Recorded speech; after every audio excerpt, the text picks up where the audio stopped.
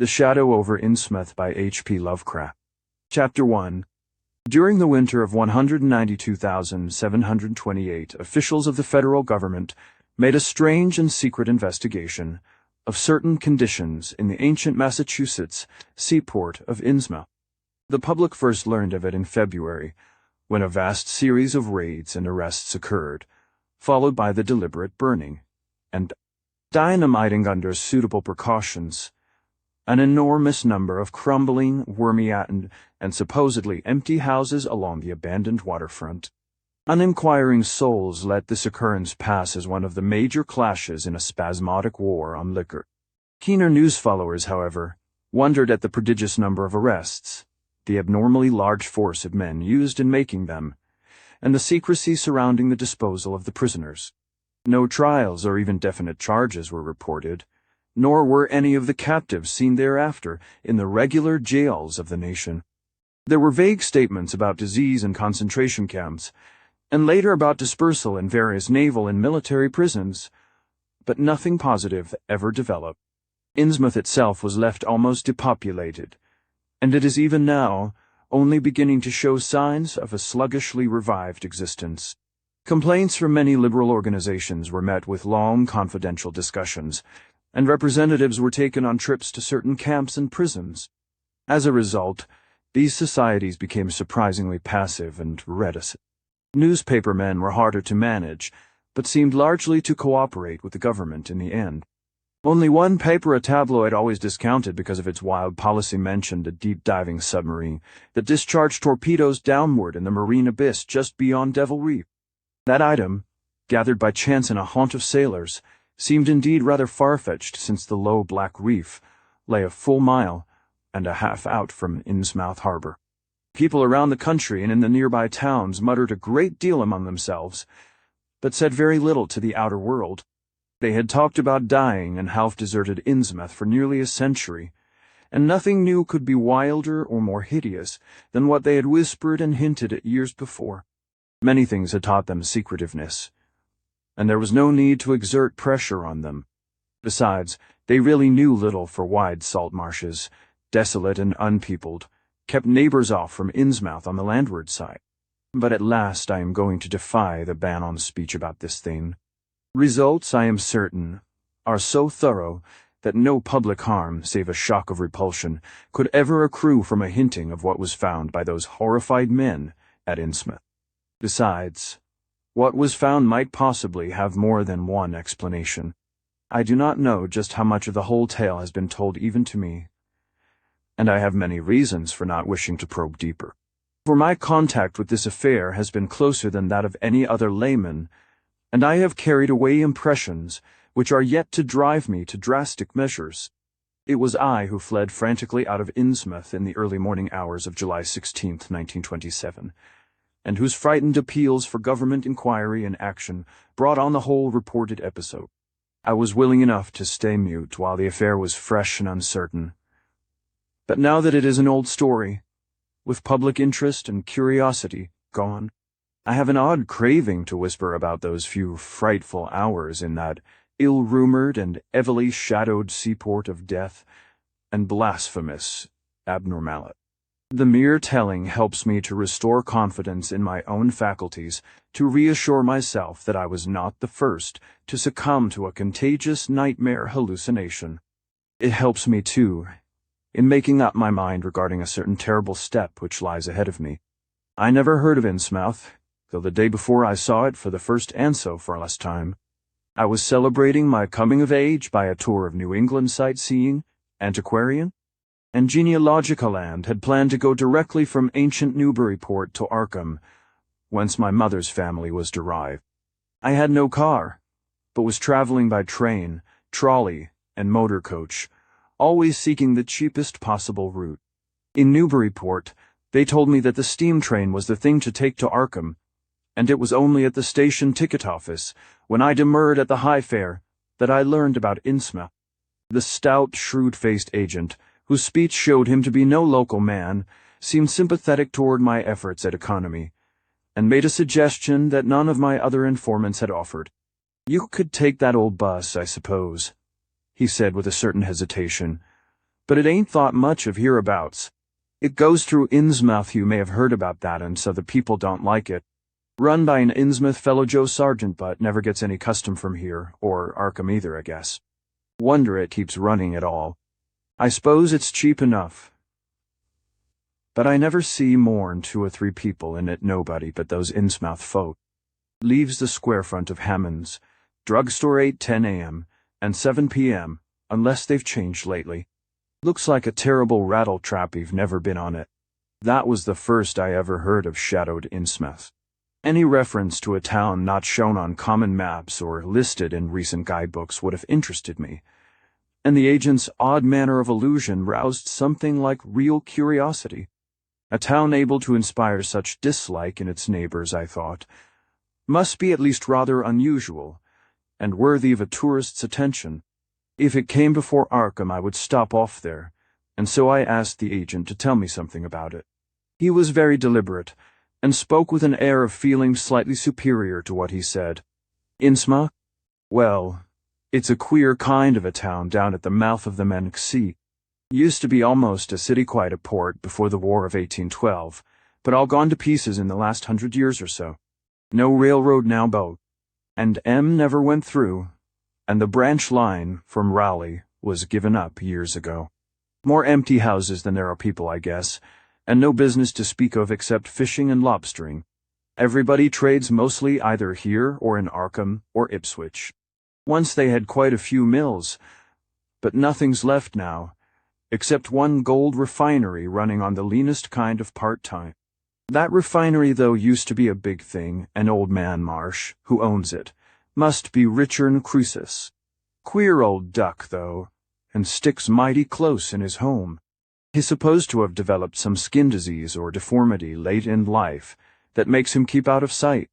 Grandson of Captain Obed Marsh, who founded the business.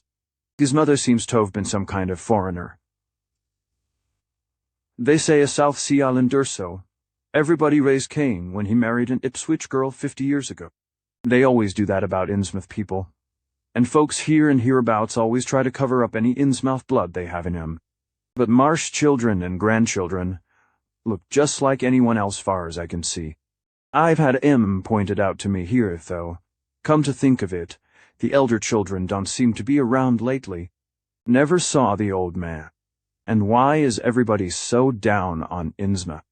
Well, young fellow, you mustn't take too much stock in what people here say. They're hard to get started, but once they do get started, they never let up.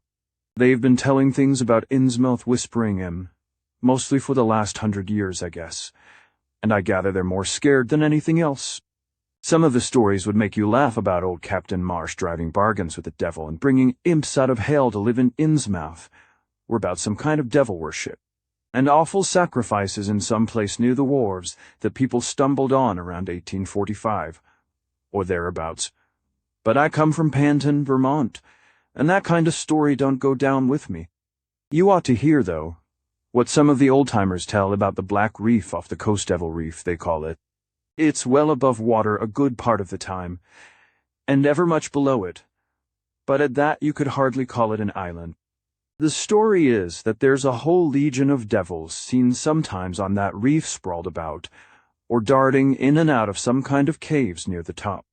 It's a rugged, uneven thing, a good bit over a mile out, and toward the end of shipping days sailors used to make big detours just to avoid it. That is, sailors that didn't hail from Innsmouth. One of the things they had against old Captain Marsh was that he was supposed to land on it sometimes at night when the tide was right. Maybe he did, for I dare say the rock formation was interesting. And it's just barely possible he was looking for pirate, loot, and maybe finding it. But there was talk of his dealing with demons there. Fact is, I guess on the whole it was really a captain that gave the bad reputation to the reef. That was before the big epidemic of 1846, when over half the folks in Innsmouth was carried off. They never did quite figure out what the trouble was, but it was probably some foreign kind of disease brought from China or somewhere by the shipping. It surely was bad enough there was riots over it, and all sorts of ghastly doings, that I don't believe ever got outside of town, and it left the place in awful shape. Never came back there, can't be. More'n 300 or 400 people living there now. But the real thing behind the way folks feel is simply race prejudice, and I don't say blaming those that hold it.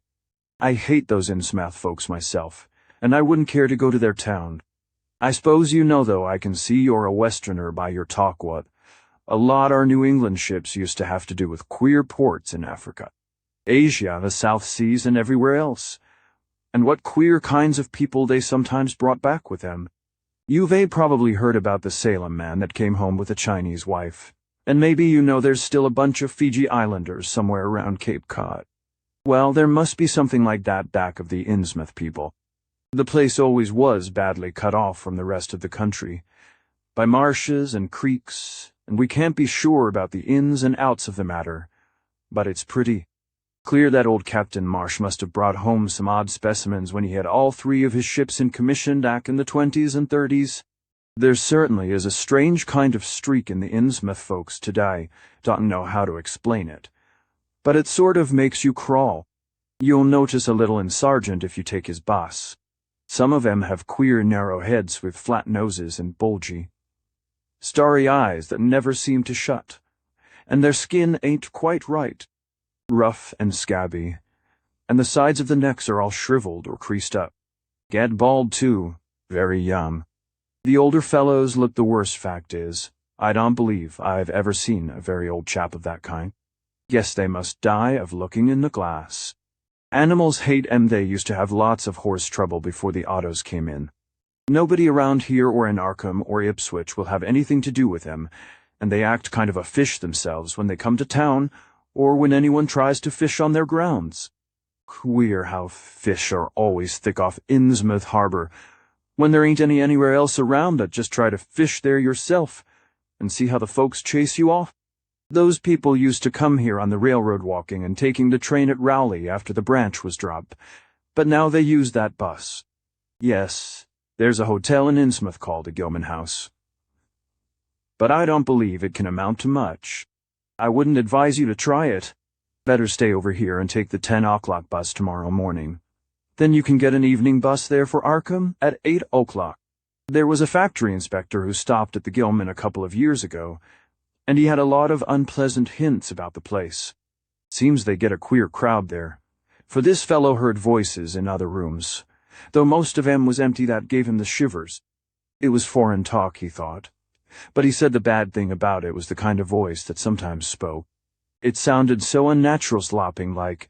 He said that he didn't dare undress and go to sleep. Just waited up and lit out the first thing in the morning. The talk went on most all night. This fellow Casey, his name, washed out a lot to say about how the Innsmouth folk watched him and seemed kind of on guard. He found the Marsh refinery a queer placets in an old mill on the lower falls of the Manoxet. What he said tallied up with what I'd heard. Books in bad shape, and no clear account of any kind of dealings. You know, it's always been a kind of mystery where the Marshes get the gold they refine. They've never seemed to do much buying in that line, but years ago they shipped out an enormous lot of ingots. Used to be talk of a queer, foreign kind of jewelry that the sailors and refinery men sometimes sold on the sly, or that was seen once or twice on some of the Marsh women folks. People allowed maybe old Captain Obed traded for it in some heathen port, especially since he always ordered stacks of glass beads and trinkets, such as seafaring men used to get for native trade. Others thought, and still think, had found an old pirate cache out on Devilry. But here's a funny thing. The old captain's been dead these 60 years, and there's ain't been a good-sized ship out of the place since the Civil War, but just the same, the Marshes still keep on buying a few of those native trade, things mostly glass and rubber gilgaws, they tell me. Maybe the Innsmouth folks like to look at themselves. God knows they've gotten to be about as bad as South Sea cannibals and Guinea savages. That plague of 46 must have taken off the best blood in the place. Anyway, they're a doubtful lot now, and the Marshes and other rich folks are as bad as any. As I told you, there probably ain't more'n 400 people in the whole town, in spite of all the streets they say there are. I guess they're what they call white trash down south, lawless and sly. and full of secret things. They get a lot of fish and lobsters and do exporting by truck. Queer how the fish swarm right there and nowhere else. Nobody can ever keep track of these people, and state school officials and census men have a devil of a time. You can bet that prying strangers ain't welcome around Innsmouth. I've heard personally of Moran, one business or government man that's disappeared there, and there's loose talk of one who went crazy and is out at Danvers now. They must have fixed up some awful scare for that fellow. That's why I wouldn't go at night if I was you. I've never been there and have no wish to go.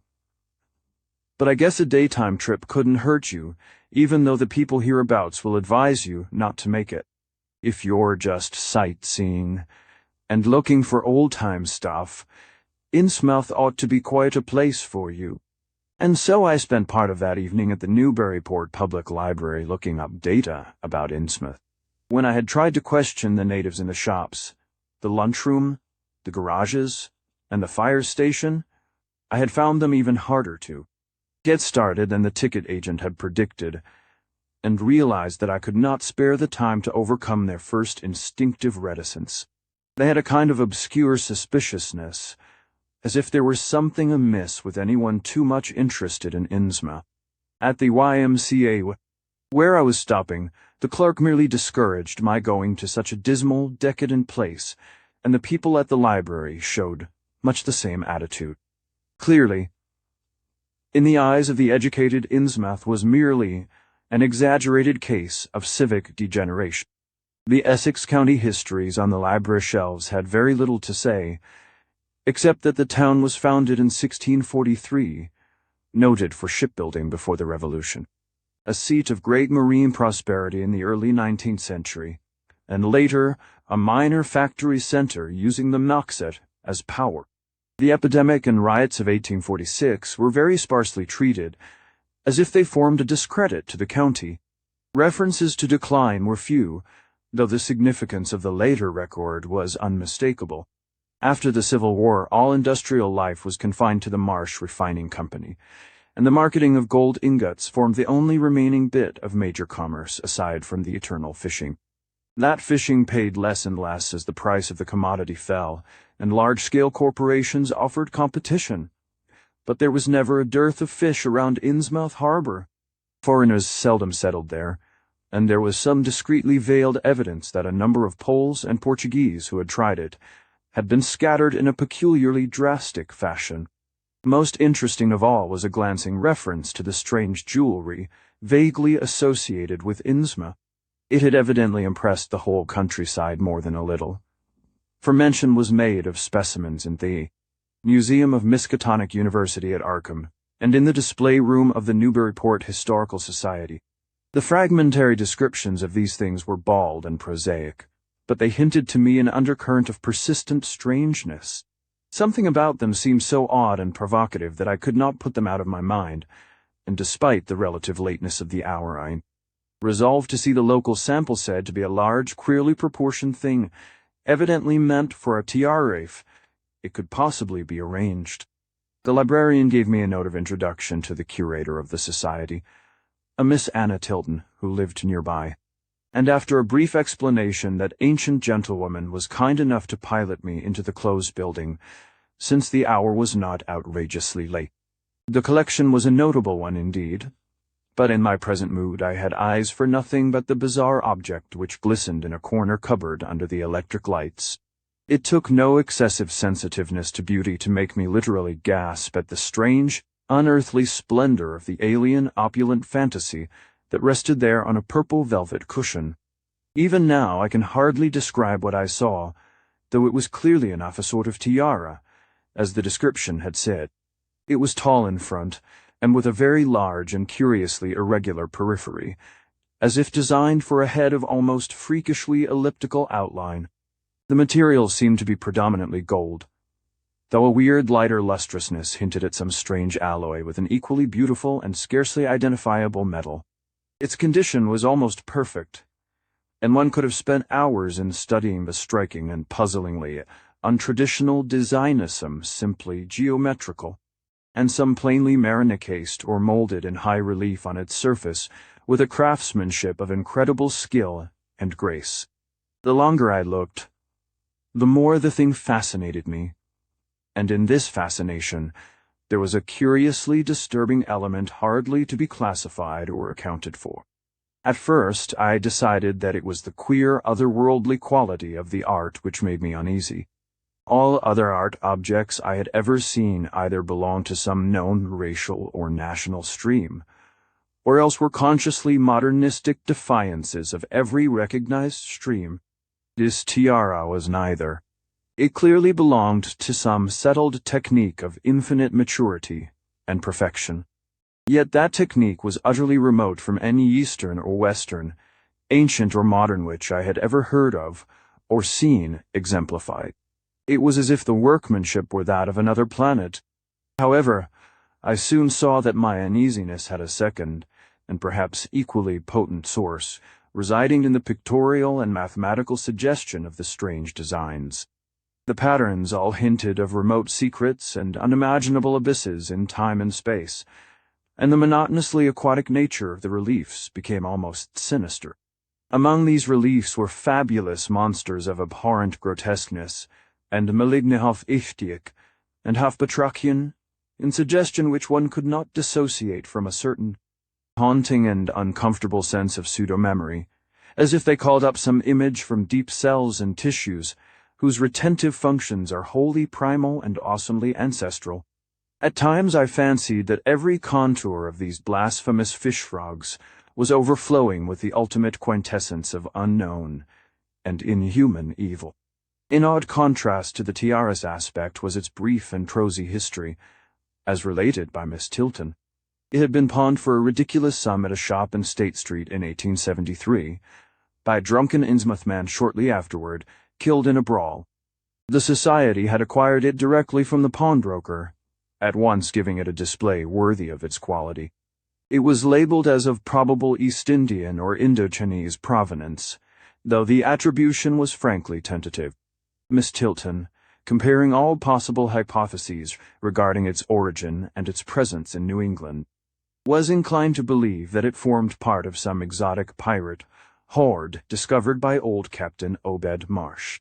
This view was surely not weakened by the insistent offers of purchase at a high price which the Marshes began to make as soon as they knew of its presence, and which they repeated to this day, despite the Society's unvarying determination not to sell. As the good lady showed me out of the building, she made it clear that the pirate theory of the Marsh fortune was a popular one among the intelligent people of the region. Her own attitude toward shadowed Innsmouth, which she never seen, was one of disgust at a community slipping far down the cultural scale, and she assured me that the rumors of devil worship were partly justified by a peculiar secret cult which had gained force there and engulfed all the Orthodox churches. It was called, she said, the Esoteric Order of Dagon, and was undoubtedly a debased, quasi-pagan thing imported from the East a century before, at a time when the Innsmouth fisheries seemed to be going barren. Its persistence among a simple people was quite natural in view of the sudden and permanent return of abundantly fine fishing, and it soon came to be the greatest influence in the town, replacing Freemasonry altogether, and taking up headquarters in the old Masonic Hall, on New Church Green. All this, to the pious Miss Tilton, formed an excellent reason for shunning the ancient town of decay and desolation, but to me it was merely a fresh incentive. To my architectural and historical anticipations was now added an acute anthropological zeal, and I could scarcely sleep in my small room at the Y as the night wore away. Chapter 2. Shortly before 10 the next morning I stood with one small valise in front of Hammond's drugstore, in Old Market Square, waiting for the Innsmouth bus. As the hour for its arrival drew near, I noticed a general drift of the loungers to other places up the street, or to the ideal lunch across the square. Evidently, the ticket agent had not exaggerated the dislike which local people bore toward Innsmouth and its denizens. In a few moments, a small motor coach of extreme decrepitude and dirty gray color rattled down State Street, made a turn and drew up at the curb beside me. I felt immediately that it was the right one, a guess which the half-illegible sign on the windshield Arkham Innsmouth Newport soon verified. There were only 3 passengers, dark, unkempt men of sullen visage, and somewhat youthful cast-stand. When the vehicle stopped, they clumsily shambled out, and began walking up State Street in a silent, almost furtive fashion. The driver also alighted, and I watched him as he went into the drugstore to make some purchase. This, I reflected, must be the Joe Sargent mentioned by the ticket agent, and even before I noticed any details there spread over me a wave of spontaneous aversion, which could be neither checked nor explained. It suddenly struck me as very natural that the local people should not wish to ride on a bus owned and driven by this man, or to visit any oftener than possible the habitat of such a man and his kinsfolk. When the driver came out of the store, I looked at him more carefully and tried to determine the source of my evil impression. He was a thin, stoop-shouldered man, not much under 6 feet tall, dressed in shabby blue civilian clothes, and wearing a frayed golf cap. His age was perhaps 35, but the odd, deep creases in the sides of his neck made him seem older when one did not study his dull, expressionless face. He had a narrow head, bulging, water-blue eyes that seemed never to wink, a flat nose, a receding forehead and chin, and singularly undeveloped ears. His long, thick lip and coarse-pored, grayish cheeks seemed almost beardless, except for some sparse yellow hairs that straggled and curled in irregular patches, and in places the surface seemed queerly irregular, as if peeling from some cutaneous disease. His hands were large and heavily veined, and had a very unusual grayish-blue tinge. The fingers were strikingly short in proportion to the rest of the structure, and seemed to have a tendency to curl closely into the huge palm. As he walked toward the bus, I observed his peculiarly shambling gait, and saw that his feet were inordinately immense. The more I studied them, the more I wondered how he could buy any shoes to fit them. A certain greasiness about the fellow increased my dislike. He was evidently given to working or lounging around the fish docks, and carried with him much of their characteristic smell. Just what foreign blood was in him I could not even guess. His oddities certainly did not look Asiatic, Polynesian, Levantine, or Negroid. Yet I could see why the people found him alien. I myself would have thought of biological degeneration rather than alienage. I was sorry when I saw there would be no other passengers on the bus. Somehow I did not like the idea of riding alone with this driver. But as leaving time obviously approached, I conquered my qualms and followed the man aboard, extending him a $1 bill and murmuring the single word, Innsmouth. He looked curiously at me for a second as he returned 40 cents change without speaking. I took a seat far behind him, but on the same side of the bus, since I wished to watch the shore during the journey. At length the decrepit vehicle started with a jerk and rattled noisily past the old brick buildings of State Street amidst a cloud of vapor from the exhaust. Glancing at the people on the sidewalks, I thought I detected in them a curious wish to avoid looking at the busser, at least a wish to avoid seeming to look at it. Then we turned to the left into High Street, where the going was smoother flying by stately old mansions of the early Republic and still older colonial farmhouses, passing the lower Green and Parker River, and finally emerging into a long, monotonous stretch of open shore country. The day was warm and sunny, but the landscape of sand and sedge-grass and stunted shrubbery became more and desolate as we proceeded. Out the window I could see the blue water and the sandy line of Plum Island, and we presently drew very near the beach as our narrow road veered off from the main highway to Rowley and Ipswich. There were no visible houses, and I could tell by the state of the road that traffic was very light hereabouts. The weather-worn telephone poles carried only 2 wires. Now and then we crossed crude, wooden bridges over tidal creeks that wound far inland and promoted the general isolation of the region.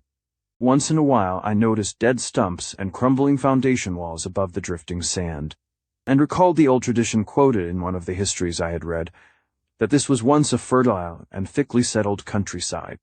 The change, it was said, came simultaneously with the Innsmouth epidemic of 1846, and was thought by simple folk to have a dark connection with hidden forces of evil. Actually, it was caused by the unwise cutting of woodlands near the shore, which robbed the soil of the best protection, and opened the way for waves of wind-blown sand.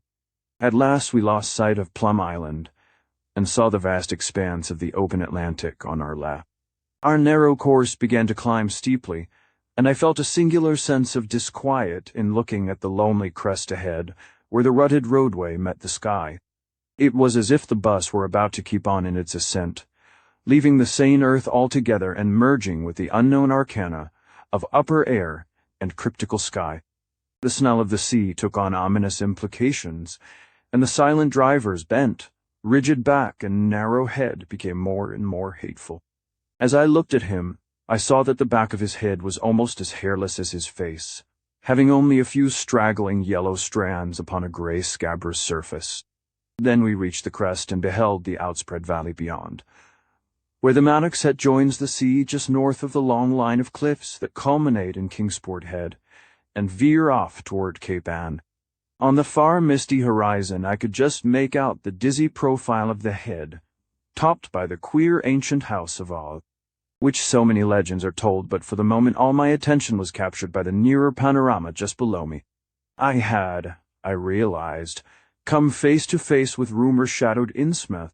It was a town of wide extent and dense construction, yet one with a portentous dearth of visible life.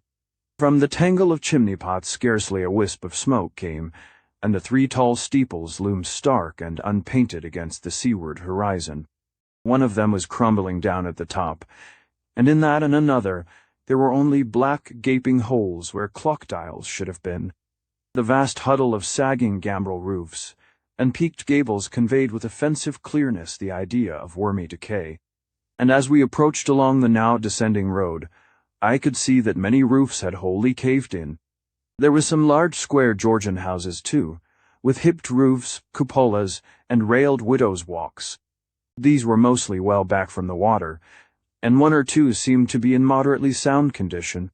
Stretching inland from among them, I saw the rusted, grass-grown line of the abandoned railway, with leaning telegraph poles now devoid of wires, and the half-obscured lines of the old carriage roads to Rowley and Ipswich. The decay was worst close to the waterfront, though in its very midst I could spy the white belfry of a fairly well-preserved brick structure, which looked like a small factory. The harbor, long clogged with sand, was enclosed by an ancient stone breakwater on which I could begin to discern the minute forms of a few seated fishermen, and at whose end were what looked like the foundations of a bygone lighthouse.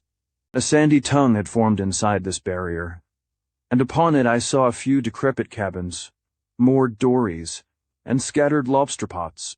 The only deep waters seemed to be where the river poured out past the belfried structure and turned southward to join the ocean at the breakwater's end. Here and there the ruins of wharves jutted out from the shore to end in indeterminate rottenness, those farthest south seeming the most decayed. And far out at sea, despite a high tide, I glimpsed a long black line scarcely rising above the water, yet carrying a suggestion of odd latent malignancy.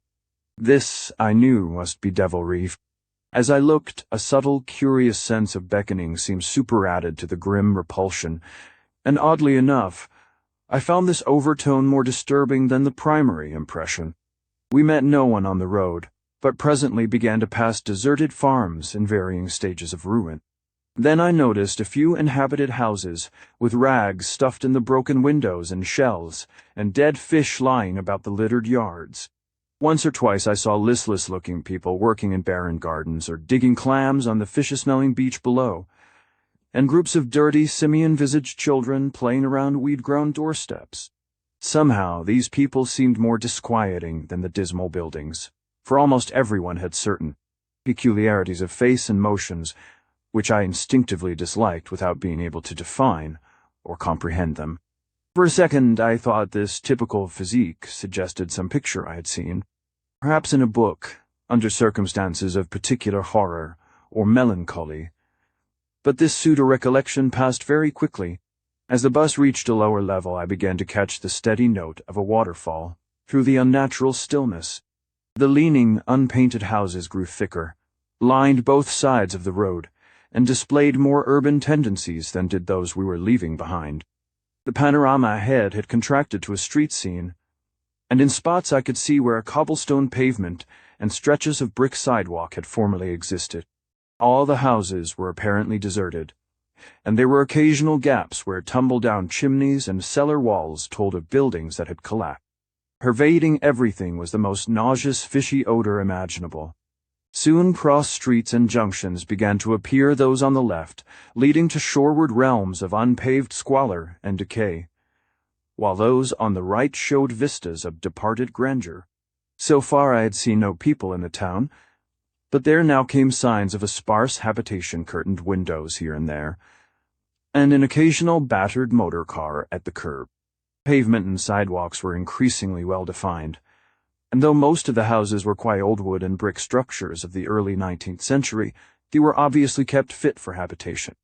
As an amateur antiquarian, I almost lost my olfactory disgust and my feeling of menace and repulsion amidst this rich, unaltered survival from the past. But I was not to reach my destination without one very strong impression of poignantly disagreeable quality. The bus had come to a sort of open concourse or radial point, with churches on two sides and the bedraggled remains of a circular green in the center, and I was looking at a large pillared hall on the right-hand junction ahead. The structure's once white paint was now gray and peeling, and the black and gold sign on the pediment was so faded that I could only with difficulty make out the words Esoteric Order of Daga. This, then, was the former Masonic hall, now given over to a degraded cult. As I strained to decipher this inscription, my notice was distracted by the raucous tones of a cracked bell across the street, and I quickly turned to look out the window on my side of the coach. The sound came from a squat stone church of manifestly later date than most of the houses, built in a clumsy Gothic fashion and having a disproportionately high basement with shuttered windows. Though the hands of its clock were missing on the side I glimpsed, I knew that those hoarse strokes were tolling the hour of 11. Then suddenly all thoughts of time were blotted out by an onrushing image of sharp intensity and unaccountable horror, which had seized me before I knew what it really was. The door of the church basement was open, revealing a rectangle of blackness inside, and as I looked, a certain object crossed, or seemed to cross that dark rectangle, burning into my brain a momentary conception of nightmare, which was all the more maddening because analysis could not show a single nightmarish quality in it. It was a living object, the first, except the driver, that I had seen since entering the compact part of the town, and, had I been in a steadier mood, I would have found nothing whatever of terror in it. Clearly, as I realized a moment later, it was the pastor clad in some peculiar vestments, doubtless introduced since the Order of Dagon had modified the ritual of the local churches. The thing which had probably caught my first subconscious glance and supplied the touch of bizarre horror was the tall tiara he wore, an almost exact duplicate of the one Miss Tilton had shown me the previous evening. This, acting on my imagination, had supplied namelessly sinister qualities to the indeterminate face and robed, shambling form beneath it. There was not, I soon decided, any reason why I should have felt that shuddering touch of evil pseudo-memory. Was it not natural that a local mystery cult should adopt among its regimentals an unique type of headdress made familiar to the community in some strange way, perhaps as treasure trove? A very thin sprinkling of repellent-looking youngish people now became visible on the sidewalk's lone individuals, and silent knots of 2 or 3. The lower floors of the crumbling houses sometimes harbored small shops with dingy signs, and I noticed a parked truck or two as we rattled along. The sound of waterfalls became more and more distinct, and presently I saw a fairly deep river gorge ahead, spanned by a wide, iron-railed highway bridge, beyond which a large square opened out. As we clanked over the bridge, I looked out on both sides, and observed some factory buildings on the edge of the grassy bluff, or part way down. The water far below was very abundant, and I could see 2 vigorous sets of falls upstream on my right, and at least 1 downstream on my left. From this point the noise was quite deafening, Then we rolled into the large semicircular square across the river and drew up on the right-hand side in front of a tall, cupola-crowned building with remnants of yellow paint and with a half-effaced sign proclaiming it to be the Gilman House. I was glad to get out of that bus and at once proceeded to check my valise in the shabby hotel lobby. There was only one person in sight, an elderly man without what I had come to call the Innsmouth look, and I decided not to ask him any of the questions which bothered me, remembering that odd things had been noticed in this hotel. Instead, I strolled out on the square, from which the bus had already gone, and studied the scene minutely and appraisingly. One side of the cobblestoned open space was the straight line of the river, the other was a semicircle of slant-roofed brick. Buildings of about the 1800 period, from which several streets radiated away to the southeast, south, and southwest. Lamps were depressingly few, and small, all low-powered incandescents, and I was glad that my plans called for departure before dark, even though I knew the moon would be bright. The buildings were all in fair condition, and included perhaps a dozen shops in current operation, of which one was a grocery of the first national chain, others a dismal restaurant, a drugstore, and a wholesale fish dealer's office, and still another, at the eastward extremity of the square near the river, an office of the town's only industry marsh refining company. There were perhaps 10 people visible, and 4 or 5 automobiles and motor trucks stood scattered about. I did not need to be told that this was the civic center of Innsmouth. Eastward I could catch blue glimpses of the harbor, against which rose the decaying remains of 3 once beautiful Georgian steeples.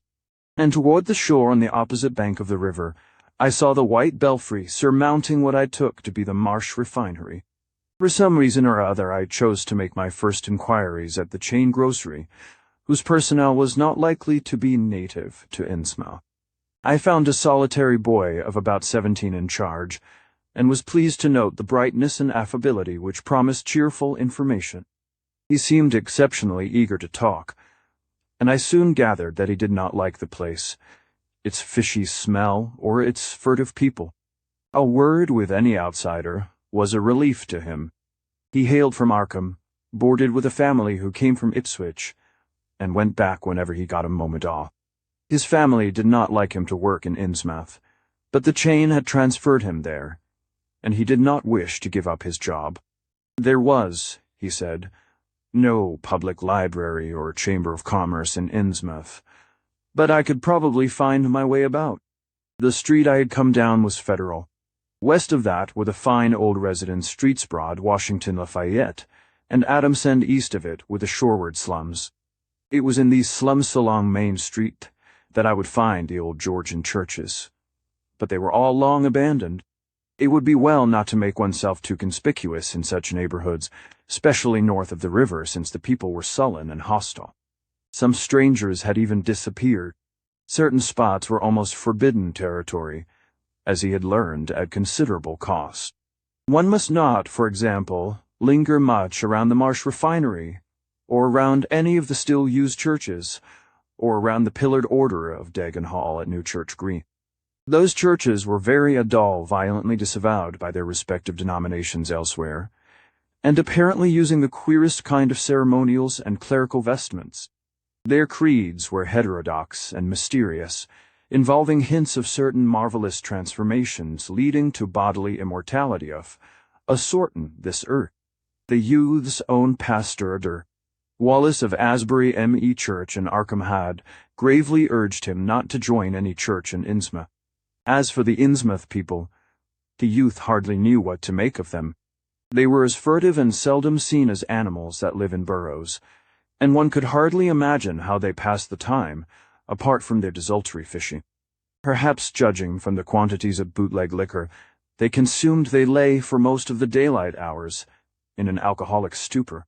They seemed sullenly banded together in some sort of fellowship and understanding, despising the world, as if they had access to other and preferable spheres of entity.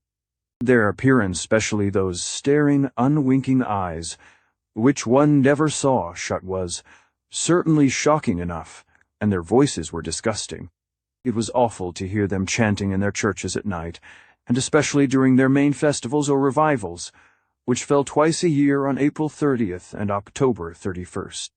They were very fond of the water, and swam a great deal in both river and harbor.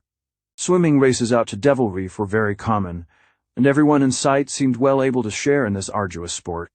When one came to think of it, it was generally only rather young people who were seen about in public, and of these the oldest were apt to be the most tainted-looking. When exceptions did occur, they were mostly persons with no trace of aberrancy, like the old clerk at the hotel. One wondered what became of the bulk of the older folk, and whether the Innsmouth look were not a strange and insidious disease phenomenon which increased its hold as years advanced. Only a very rare affliction, of course, could bring about such vast and radical anatomical changes in a single individual after maturatichinges invoking osseous. Factors as basic as the shape of the skull butt, then. Even this aspect was no more baffling and unheard of than the visible features of the malady as a whole. It would be hard, the youth implied, to form any real conclusions regarding such a matter, since one never came to know the natives personally, no matter how long one might live in Innsmouth. The youth was certain that many specimens, even worse than the worst visible ones, were kept locked indoors in some places. People sometimes heard the queerest kind of sounds. The tottering waterfront hovels north of the river were reputedly connected by hidden tunnels, being thus a veritable warren of unseen abnormalities. What kind of foreign blood, if any, these beings had, it was impossible to tell. They sometimes kept certain especially repulsive characters out of sight when government and others from the outside world came to town. It would be of no use, my informant said, to ask the natives anything about the place. The only one who would talk was a very aged but normal-looking man who lived at the poorhouse on the north rim of the town, and spent his time walking about or lounging around the fire station. This hoary character, Zadok Allen, was 96 years old, and somewhat touched in the head, besides being the town drunkard. He was a strange, furtive creature who constantly looked over his shoulder as if afraid of something, and when sober could not be persuaded to talk at all with strangers. He was, however, unable to resist any offer of his favorite poison, and once drunk would furnish the most astonishing fragments of whispered reminiscence. After all, though, little useful data could be gained from him since his stories were all insane. Incomplete hints of impossible marvels and horrors, which could have no source save in his own disordered fancy. Nobody ever believed him, but the natives did not like him to drink and talk with strangers, and it was not always safe to be seen questioning him. It was probably from him that some of the wildest popular whispers and delusions were derived. Several non-native residents had reported monstrous glimpses from time to time, but between old Zadok's tales and the malformed inhabitants, it was no wonder such illusions were current. None of the non-natives ever stayed out late at night, there being a widespread impression that it was not wise to do so. Besides, the streets were loathsomely dark. As for business, the abundance of fish was certainly almost uncanny, but the natives were taking less and less advantage of it. Moreover, prices were falling, and competition was growing. Of course, the town's real business was the refinery, whose commercial office was on the square, only a few doors east of where we stood. Old Man Marsh was never seen, but sometimes went to the works in a closed, curtained car. There were all sorts of rumors about how Marsh had come to look. He had once been a great dandy, and people said he still wore the frock-coated finery of the Edwardian age, curiously adapted to certain deformities. His son had formerly conducted the office in the square, but latterly they had been keeping out of sight a good deal, and leaving the brunt of affairs to the younger generation. The sons and their sisters had come to look very queer, especially the elder ones, and it was said that their health was failing. One of the Marsh daughters was a repellent, reptilian-looking woman who wore an excess of weird jewelry clearly of the same exotic tradition as that to which the strange tiara belonged. My informant had noticed it many times, and had heard it spoken of as coming from some secret horde, either of pirates or of demons. The clergymen or priests, or whatever they were called nowadays also, wore this kind of ornament as a headdress, but one seldom caught glimpses of them. Other specimens the youth had not seen, though many were rumored to exist around Innsmouth. The Marshes, together with the other 3 gently bred families of the town, the Waits, the Gilmans, and the Elliots, were all very retiring. They lived in immense houses along Washington Street, and several were reputed to harbor in concealment certain living kinsfolk whose personal aspect forbade public view, and whose deaths had been reported and recorded. Warning me that many of the street signs were down, the youth drew for my benefit a rough but ample and painstaking sketch map of the town's salient features. After a moment's study, I felt sure that it would be of great help, and pocketed it with profuse thanks. Disliking the dinginess of the single restaurant I had seen, I bought a fair supply of cheese crackers and ginger wafers to serve as a lunch later on. My program, I decided, would be to thread the principal streets, talk with any non-natives I might encounter, and catch the 8 o'clock coach for Arkham. The town, I could see, formed a significant and exaggerated example of communal decay, but being no sociologist, I would limit my serious observations to the field of architecture.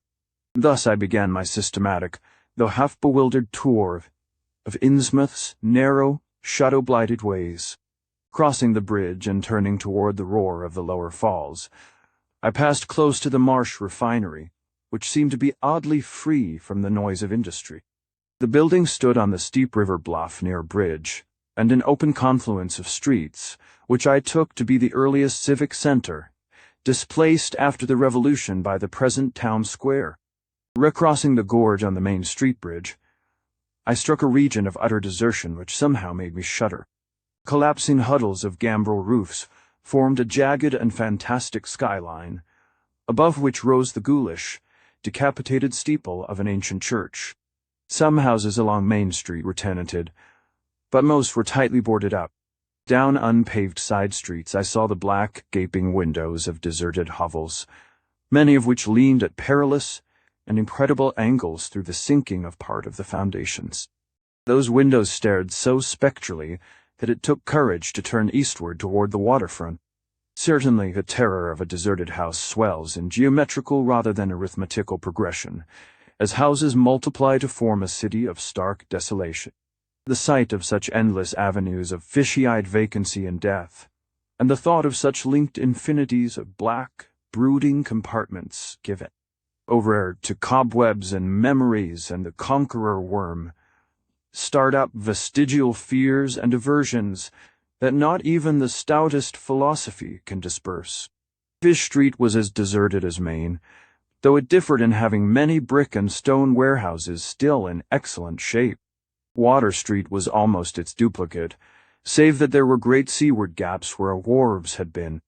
Not a living thing did I see except for the scattered fishermen on the distant breakwater, and not a sound did I hear save the lapping of the harbor tides and the roar of the falls in the Manasseh. The town was getting more and more on my nerves, and I looked behind me furtively as I picked my way back over the tottering Water Street Bridge. The Fish Street Bridge, according to the sketch, was in ruins. North of the river there were traces of squalid life-active fish-packing houses in Water Street, smoking chimneys and patched roofs here and there, occasional sounds from indeterminate sources, and infrequent shambling forms in the dismal streets and unpaved lanes. But I seemed to find this even more oppressive than the southerly desertion. For one thing, the people were more hideous and abnormal than those near the center of the town, so that I was several times evilly reminded of something utterly fantastic which I could not quite place. Undoubtedly, the alien strain in the Innsmouth folk was stronger here than farther, inland, and less, indeed. The Innsmouth look were a disease rather than a bloodstain, in which case this district might be held to harbor the more advanced cases. One detail that annoyed me was the distribution of the few faint sounds I heard. They ought naturally to have come wholly from the visibly inhabited houses, yet in reality were often strongest inside the most rigidly boarded-up facades. There were creakings, scurryings, and hoarse, doubtful noises, and I thought uncomfortably about the hidden tunnels suggested by the grocery boy. Suddenly I found myself wondering what the voices of those denizens would be like.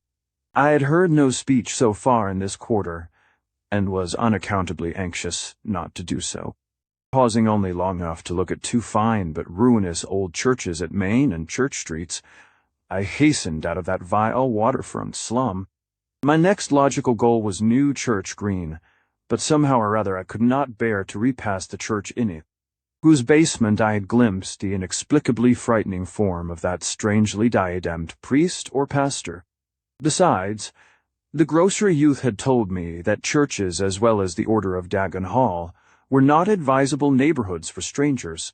Accordingly, I kept north along Main to Martin, then turning inland, crossing Federal Street safely north of the Green, and entering the decayed patrician neighborhood of northern Broad Washington, Lafayette, and Adams Streets.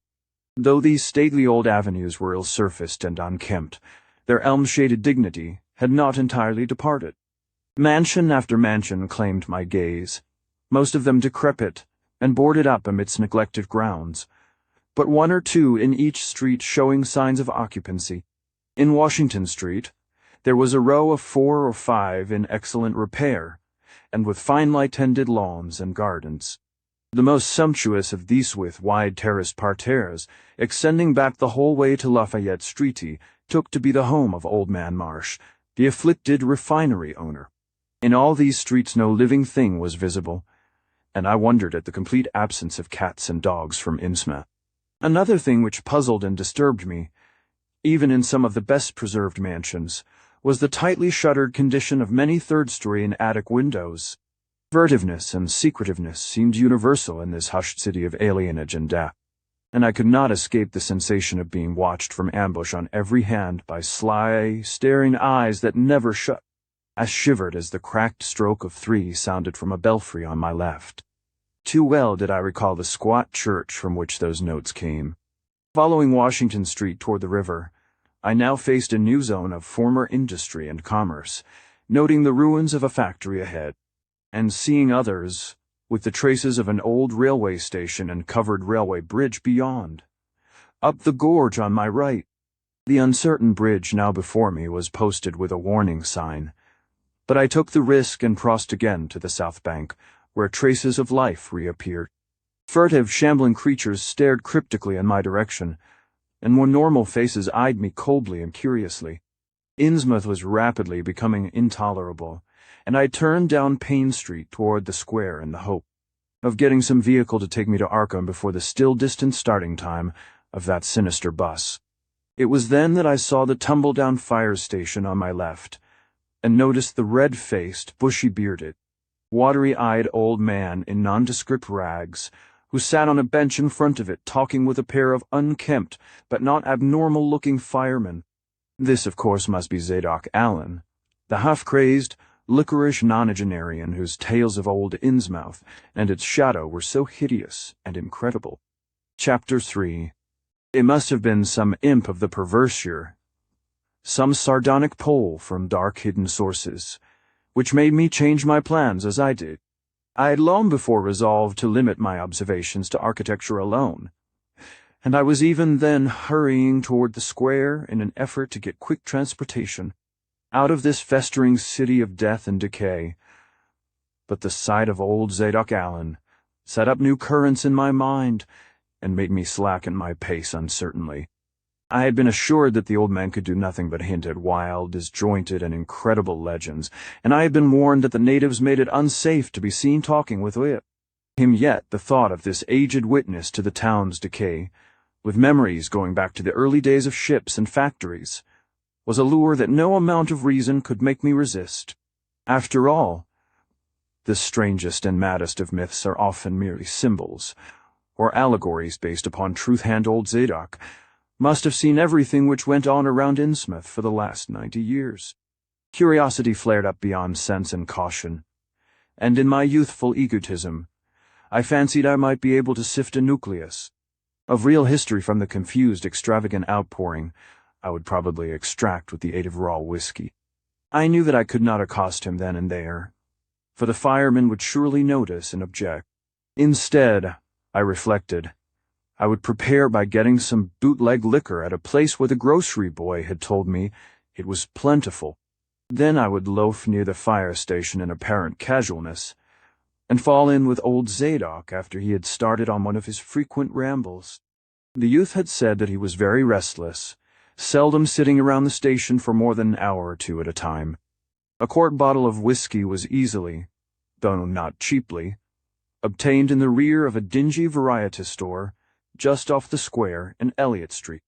The dirty-looking fellow who waited on me had a touch of the staring Innsmouth look, but was quite civil in his way being. Perhaps used to the custom of such convivial stranger-struckmen, gold buyers and the likeous were occasionally in town. Re-entering the square, I saw that luck was with me for shuffling out of Payne Street around the corner of Kang. The Gilman house he glimpsed nothing less than the tall, lean, tattered form of old Zadok Allen himself.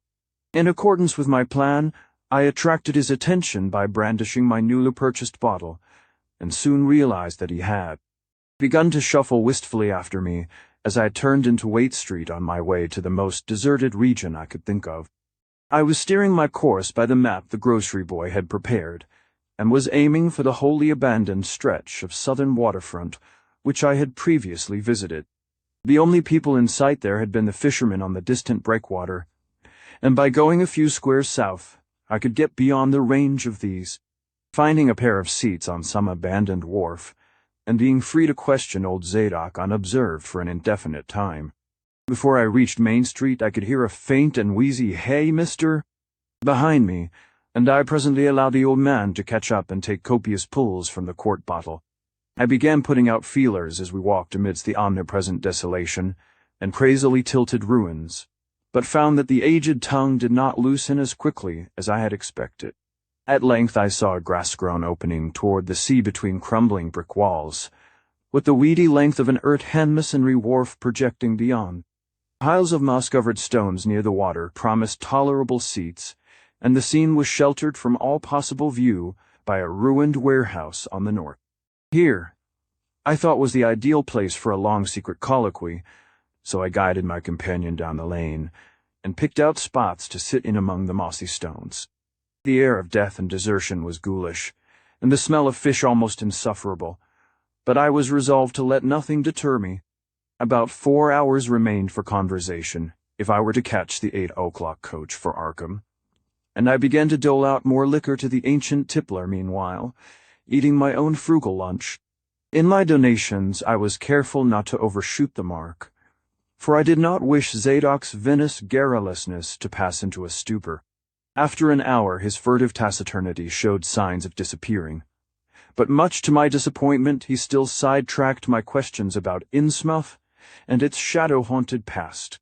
He would babble of current topics, revealing a wide acquaintance with newspapers, and a great tendency to philosophize in a sententious village fashion.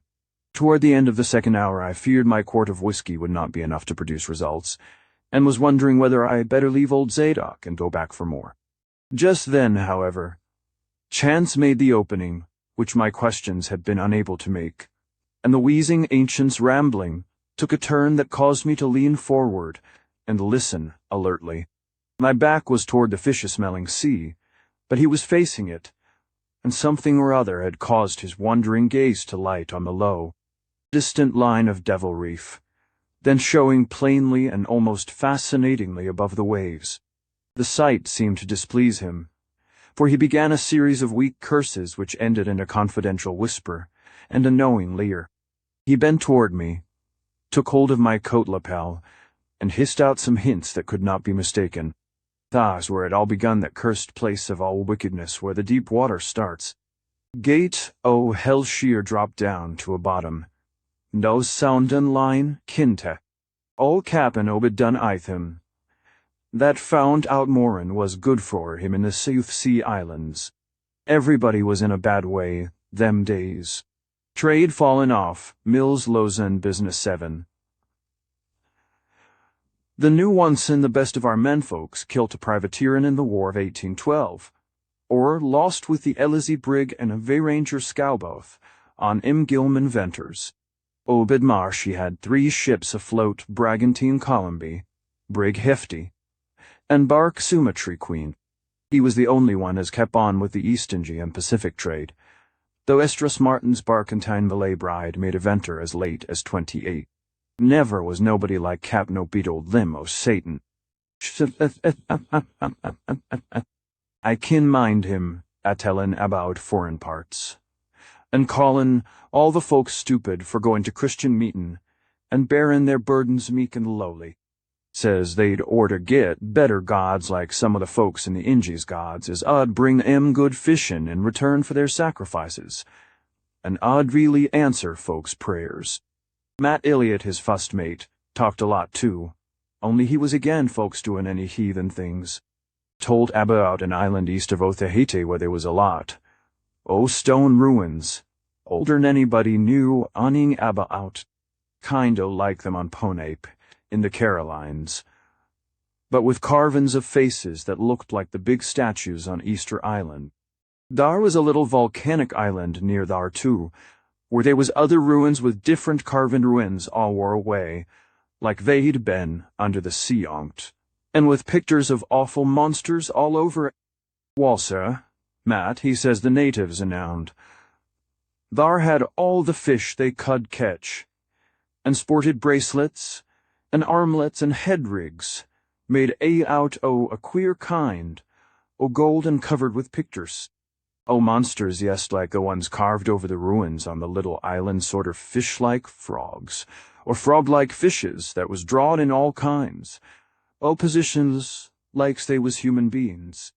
Nobody could get out of them where they got all the stuff. And all the other natives wondered how they managed to find fish in plenty, even when the very next island had lean pickings. Nat, he got to wonder on too, and so did Cap'n and Obed, he notices, besides, that lots of the innocent young folks drop out o' sight for good from year to year, and that they want many old folks around. Also, he thinks some of the folks looked in queer even for Kanakees. It took Obed to get the truth out o' them, heathen. I dun know how he done it, but be begun by tradin' for the gold-like things they wore. Asked 'em where they come from, and ef they could get more, and finally wormed the story out of the old chief Wallachia, they called him. Nobody but Obed ever believed the old yeller devil, but the captain cud read folks like they was books. Saying, nobody never believes me now when I tell 'em, and I done s'pose you will, young feller, though come to look at ye have kind o' got them sharp readin' eyes like Obed had. The old man's whisper grew fainter, and I found myself shuddering at the terrible and sincere portentousness of his intonation, even though I knew his tale could be nothing but drunken fantasy. Wall, sir, Obed he lart, that they's things on this arth as most folks never heerd upon wouldn't believe. If they did hear, it seems these Kanakees was sacrificin' heaps o' their young men, and maidens to some kind o' god things that lived under the sea, and gittin' all kinds o' favor in return. They met the things on the little islet with the queer ruins, and it seems them awful pictures of frog-fish monsters was supposed to be pictures o' these things. Nebby they was the kind o' critters as got all the mermaid stories and started. They had all kinds of cities on the sea bottom, and this island was heaved up from thar. Seemed they was some of the things alive in the stone buildings, when the island come up sudden to the surface. That's how the Kanakees got wind. They was down dar. Made sing talk as soon as they got over being skeert, and pieced up a bargain afore long. Them things liked human sacrifices. Had 'em ages afore, but lost track of the upper world after a time. What they done to the victims it ain't for me to say, and I guess Obed wasn't none too sharp about askin'. But it was all right with the heathens, because they'd been havin' a hard time and was disprayed about everything. They give a sartin number o' young folks to the seethings twice every year, my eve, and Halloween reglar, as could be. Also give some the carved knickknacks they made. What the things agreed to give in return was plenty of fish they'd druv 'em in from all over the sea'n, a few gold-like things, now and then. While, as I says, the natives met the things on the little volcanic islet going, thar in canoes with the sacrifices, etc., and bringin' back any of the gold-like jewels as was comin' to 'em. At first, the things didn't never go on to the main island, but arter a time they come to want to. Seems they hankered arter mixin' with the folks, and havin' gint ceremonies on the big May Eve and Halloween. Ye see, they was able to live both in out o water what they call amphibians, I guess. The Kanakees told them as how folks from the other islands might want to wipin' out if they got wind of their bane dar. But they says they don't care much, because they could wipe out the hull brood o' humans if they was willin' to bother, that is, any as didn't they. Sartin signs sick as was used omsty by the lost old ones, whoever they was. But not wantin' to bother, they'd lay low when anybody visited the island. When it come to maddin' with them toad-lookin' fishes, the Kanakees kind o' balked. But finally they larnt something is put a new face on the matter. Seems that human folks has got a kind o' relation to sek water beast, that everything alive come out of the water. The water. Seein' only needs a little change to go back again. Them things told the Kanakees that if they mixed bloods there'd be children as 'ud look human at fust, but later turn more and more like the things, till finally they'd take to the water, and gene the main lot o' things down hot. And this is the important part. Young fella them as turned into fish things, and went into the water wouldn't never die. Them things never died, except they was killed violent. Wall, sir, it seems by the time Obed knowed them, islanders they was all full o' fish blood from them deep water things. When they got old and begun to show it, they was kept hid until they felt like takin' to the water and quittin' the place. Some was more tetched than others, and some never did change quite enough to take to the water, but mosily they turned out. Just the way them things said. Them as was born more like the things changed arly, but them as was nearly human sometimes stayed on the island till they was past 70, though they'd usually go down under for trial trips afore that. Folks as had took to the water generally come back a good deal to visit. SOS a man 'ud often be a-talkin' to his own 5 great-grandfather, who'd left the dry land a couple o' 100 years or so afore. Everybody got out o' the idea o' dyin' except in canoe wars with the other islanders, or as sacrifices to the sea gods down below, or from snake-bite or plague, or sharp gallopin' ailments or somethin' afore they could take to the water, but simply looked forrad to a kind o' change that wa'n't a bit horrible artet a while. They thought what they'd got was well wuth all they'd had to give up, and I guess. Ob'tun to come to think the same hisself when he'd chewed over old Wallachia's story a bit. Wallachia, though, was one of the few as hadn't got none of the fish-blood bane of a royal line that intermarried with royal lines on other islands. Wallachia, he showed Obed a lot. Rites and incantations as had to do with the sea things, and let him see some. The folks in the village as had changed a lot from human shape. Somehow or other, though, he never would let him see one of the reg'lar things, from right out o' the water. In the end, he give him a funny kind o' thingumajig, made out lead o' something, that he said 'ud bring up the fish things from any place in the water where they might be a nest, O.M. The idea was to drop it down with the right kind o' prayers, and sec. Wallachia allowed as the things was scattered all over the world, so anybody that looked out could find a nest, and bring 'em up if they was wanted. Matt, he didn't like this business at all, and wanted Obed should keep away from the island, but the captain was sharp for gain, and found he could get them gold-like things so cheap it 'ud pay him to make a specialty of them. Things went on that way for years, and Obed got enough of that gold-like stuff to make him start the refinery in Waite's old run-down Fullen mill. He didn't das sell the pieces like they was, for folks 'ud be all the time askin' questions. All the same, his crews 'ud get a piece and dispose of it now, and then, even though they was swore to keep quietin', he let his women folks wear some of the pieces, as was more human-like than most.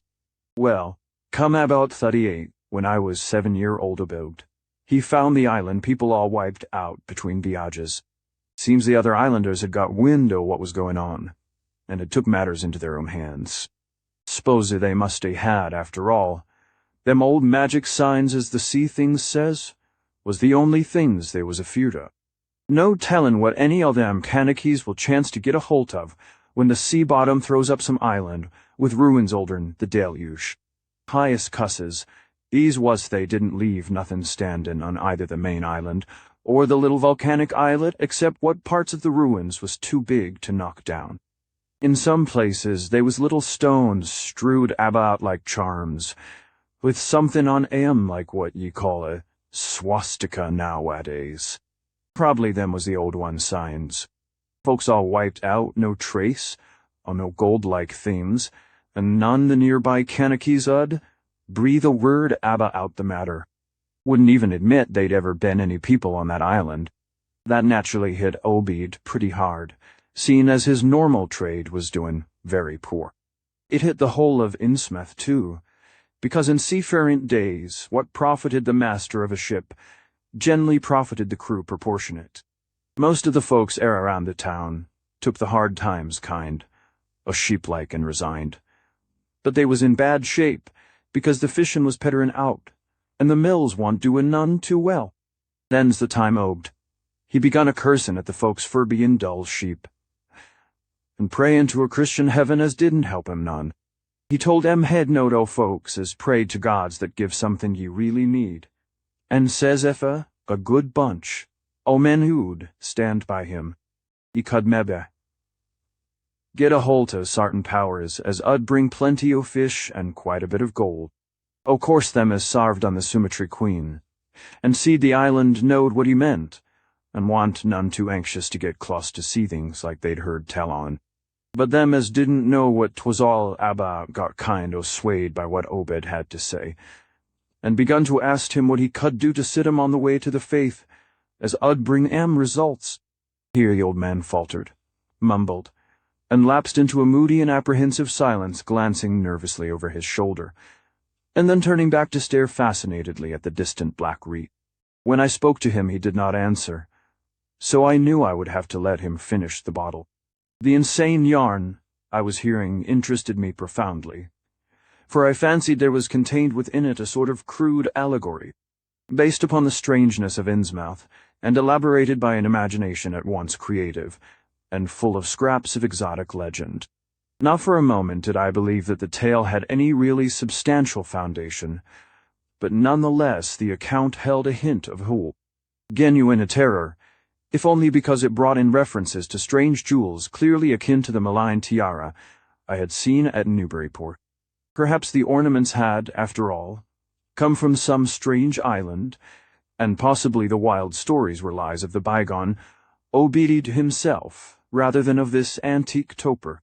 I handed Zadok the bottle, and he drained it to the last drop. It was curious how he could stand so much whiskey, for not even a trace of thickness had come into his high, wheezy voice. He licked the nose of the bottle and slipped it into his pocket, then beginning to nod and whisper softly to himself. I bent close to catch any articulate words he might utter, and thought I saw a sardonic smile behind the stained bushy whiskers. Yes, she was really forming words, and I could grasp a fair proportion of them. Poor Mathias was again. It tried to line up the folks on his side, and had long talks with the preacher Snow used they run the congregational parson out o' town, and the Methodist feller quit never did see Resolve Babcock, the Baptist parson, Agenrath o' Jehovah. Was a mightly little critter, but I heerd what I heerd and seen what I seen Dagon and Ashtoreth Belial, and Beelzebub Golden, Calf and the idols, O Canaan and Philistines Babylonish, abominations men, many tekel, a parson. He stopped again, and from the look in his watery blue eyes I feared he was close to a stupor after all. But when I gently shook his shoulder, he turned on me with astonishing alertness, and snapped out some more obscure phrases. "Don't believe me, hey? Then just tell me, young feller, why Captain Obed and 20-odd other folks used to row out to Devil Reef in the dead, o' night, and chant things so loud. Ye could hear 'em all over town when the wind was right? Tell me that, hey? And tell me why Obed was allus droppin' heavy things down into the deep water t'other side o' the reef, where the bottom shoots down, like a cliff lowern. Ye kin sound. Tell me what he done with that funny-shaped lead thingamajig as Wallachia give him? Hey, boy! And what did they all howl on Maeve? An, agin the next Halloween? And why'd the new church parsons fellers as used to be sailors wear them queer robes and cover theirselves with them gold-like things Obed brung? Hey? The watery blue eyes were almost savage and maniacal now, and the dirty white beard bristled electrically. Old Zadok probably saw me shrink back, for he began to cackle evilly. Beginning to see hay. Maybe ye'd like to have been me in them days, when I seed things at night out to sea from the cupola top o' my house. Oh, I kin tell you little pitchers have big ears, and I want missin' nothin' o' what was gossiped. Abba out, Captain Obed and the folks out to the reef. How Abba out the night I took my pa's ship's glass up to the cupola and seed the reef a-bristlin', thick with shapes that dove off quick soon's the moon riz. Obed and the folks was in a dory, but them shapes dove off the far side into the deep water and never come up. Human, how'd ye like to be a little shaver alone up in a cupola watchin' shapes as want human shapes? Eh? Huh.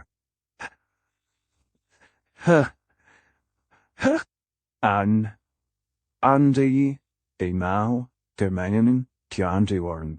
The old man was getting hysterical, and I began to shiver with a nameless alarm. He laid a gnarled claw on my shoulder, and it seemed to me that its shaking was not altogether that of mirth. S'pose one night, ye seed something heavy, heaved off in Obed's dory beyond the reef, and then learned next day a young feller was missin' from home. Hey! Did anybody ever see hide or hair o' Hiram Gilman again? Did they? And Nick Pierce, and Lily Waite, and Adoniram Southwick, and Henry Garrison. Hey. How? Shapes talking sign language with their hands. Them as had real hands. Wall, sir, that was the time Obed begun to get on his feet again. Folks see his 3 darters a-wearing gold-like things as nobody'd never see on 'em afore. And smoke stared comin' out o' the refinery chimbley. Other folks was prosprin'. 2 fish begun to swarm into the harbor fit to killin' heaven knows what sized cargoes. We begun to ship out to Newburyport, Arkham, and Boston. 'Twas then Obed got the Old Branch Railroad put through. Some Kingsport fishermen heerd about the ketch and come up in sloops, but they was all lost. Nobody never see 'em again. And just then our folk organized the Esoteric Order, Odegon, and bought Masonic Holoff and Cavalry Commandery for it. Matt Elliott was a Mason, and agin the sellin', but he dropped out o' sight just then. Remember, I ain't sayin' Obed was set on heaven things jest like they was on that Kankakee Isle. I don't think he aimed at fuss to do no mixin', nor raise no young'uns to take to the water and turn into fishes with eternal life. He wanted 'em gold things, and was willin' to pay heavy, and I guess the others was satisfied for a while. Come in 46, the town done some lookin' and thinkin' for itself. Too many folks missin' too, much wild preachin' at meetin'. Of a Sunday too much talk about that reef. I guess I done a bit by tellin' Selectman Mowry what I see from the cupola. They was a party one night as follered Obed's crowd out to the reef, and I heerd shots betwixt the dories. Next day Obed and 32 others was in jail, with everybody a-wonderin' jest what was afoot, and jest what charge agin cud he got to holt. God, if anybody looked ahead. A couple o' weeks later, when nothin' had been throwed into the sea for that long jite, Zadok was showing signs of fright and exhaustion, and I let him keep silence for a while, though glancing apprehensively at my watch. The tide had turned and was coming in now. and the sound of the waves seemed to arouse him. I was glad of that tide, for at high water, the fishy smell might not be so bad. Again I strained to catch his whispers. That awful night. I seed him. I was up in the cupola. Hordes of MT. Swarms of M-Tridiwano. All over the reef and swimming up the harbor into the Monoxidite. God, what happened in the streets of Innsmouth that night? They rattled our door, but Pa wouldn't open. Then he clum out the kitchen window with his musket to find Seligman Maury, and see what he could do. Mounds o' the dead, and the dying. Shots and screams. Shouting in o' square and town square. A new church greengill throwed open. Proclamation. Treason. Called it the plague when folks come in and found half. Our people missin' our show. Nobody left but them as Odginin with Obed. And them things, or else keep quiet. Never heard o' my pa no more. The old man was panting and perspiring profusely. His grip on my shoulder tightened. Everything cleaned up in the morning, but they was traces. Obed he kinder takes charge, and says things is going to be changed. Others'll worship with us at meeting time, and sartin houses hes got to entertain guests. They wanted to mix like they'd done with the Kanakys, and he for one didn't feel bound to stop 'em. Far gone, was obeyed. Yes, like a crazy man on the subject. He says they brung us fishin' treasure, and should have what they hankered after. Nothin' was to be different on the outside, only we was to keep shy of strangers ef we knowed what was good for us. We all had to take the oath Odegon, and later on there was second and third oaths that some o' us took. Them as ud help special, ud get special rewards gold and sec no use balkin. Fear, they was millions of 'em down thar. They'd ruther not start resin and wipin' out humankind. But if they was gave away and forced to, they could do a lot toward just that. We didn't have them old charms to cut 'em off like folks in the South Sea did, and them Kanakys would've never give away their secrets. Yield up enough sacrifices and savage knickknacks and harborage in the town when they wanted it, and they'd let well enough alone. Wouldn't bother no strangers as might bear tales outside, that is. Without they got prine. All in the band of the faithful order, Odegonin. The children should never die, but go back to the mother Hydra and father Dagon, where we all come from on. Yea, Cthulhu Panluim, Meglaf, Cthulhu, Arloi de Ganago, Ftanadi. Old Zadok was fast lapsing into stark raving, and I held my breath. Poor old Solto, what pitiful depths of hallucination had his liquor, plus his hatred of the decay, alienage, and disease around him, brought that fertile, imaginative brain? He began to moan now, and tears were coursing down his channeled cheeks into the depths of his beard. God, what I seen sanct, I was 15-year-old mean, Tekel, a parson, the folks as was missin', and them as kilt theirselves them as told things in Arkham or Ipswich or sect places was all called crazy. Like you were callin' me right? No, but God, what I seen they'd a-kilt me long ago. For what I know, only I deed took the fust and second oath, so dey go off and obed. So was protected and lesson. A jury of 'em proved I told things knowin' and deliberate. But I wouldn't take the third oath'd, a died ruther'n take that it got wuss error on Civil War time. When children born Sanct 46 begun to grow up some that is. I was afeard never did no pryin' arter that awful night. Never see one o' them close to in all my life. That is, never no full-blooded one. I went to the war, and if I had any guts or sense and never come back, but settled away from here. But folks wrote me things once so bad. That, I suppose, was because government draft men was in town arter 63. Arter the war, it was just as bad again. People begun to fall off mills and shop shet down shippin' stopped in the yard. The house a harbor choked up railroad give up. But they They never stopped swimming in and out of the river from that cursed reef of Satanan. More and more attic windows got boarded up, and more noises was heard in houses, as one supposed to have nobody in Amajdow. Folks outside have their stories about, I suppose you've heard a plenty on 'em. Seen what questions ye asteries about things they've seed now and then, and about that queer jewelry as still comes in from somewheres, and ain't quite all melted up but nothin'. Never gets definite. Nobody'll believe nothin'. They call them gold-like things pirate loot. And allow the Innsmouth folks has foreign blood or is distempered or something. Beside them that lives here shoo off as many strangers as they kin, and encourage the rest not to get very curious, specially round night time. Beasts balk at the critter shosses wuss'n mules, but when they got autos that was all right.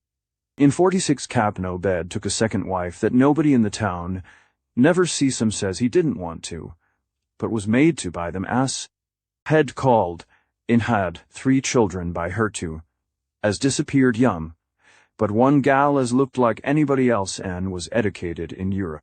Obed finally got her married off by a trick to an Arkham feller, as didn't suspect nothin'.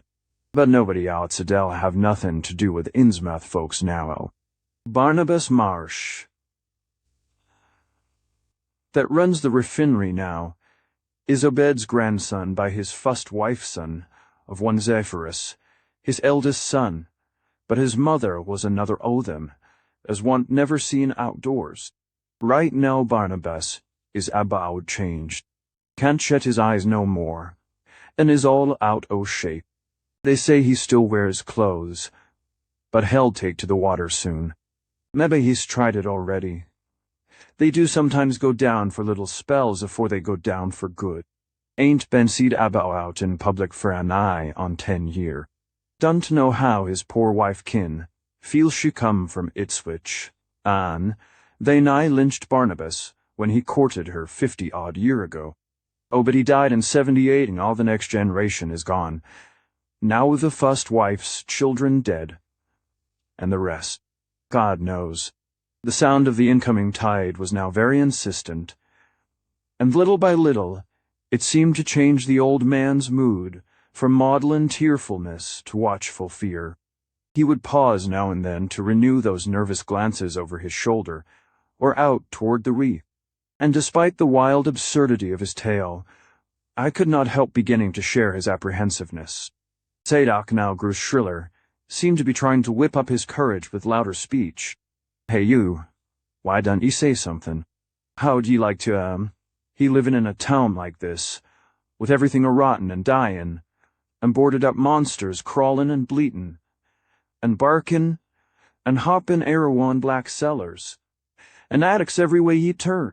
Hey, how'd ye like to hear the howlin' nigh arter night from the churches and order o' Dagon Hall, and know what's doin' part o' the howlet? How'd ye like to hear what comes from that awful reef every Maeve and Hallowmas? Hey?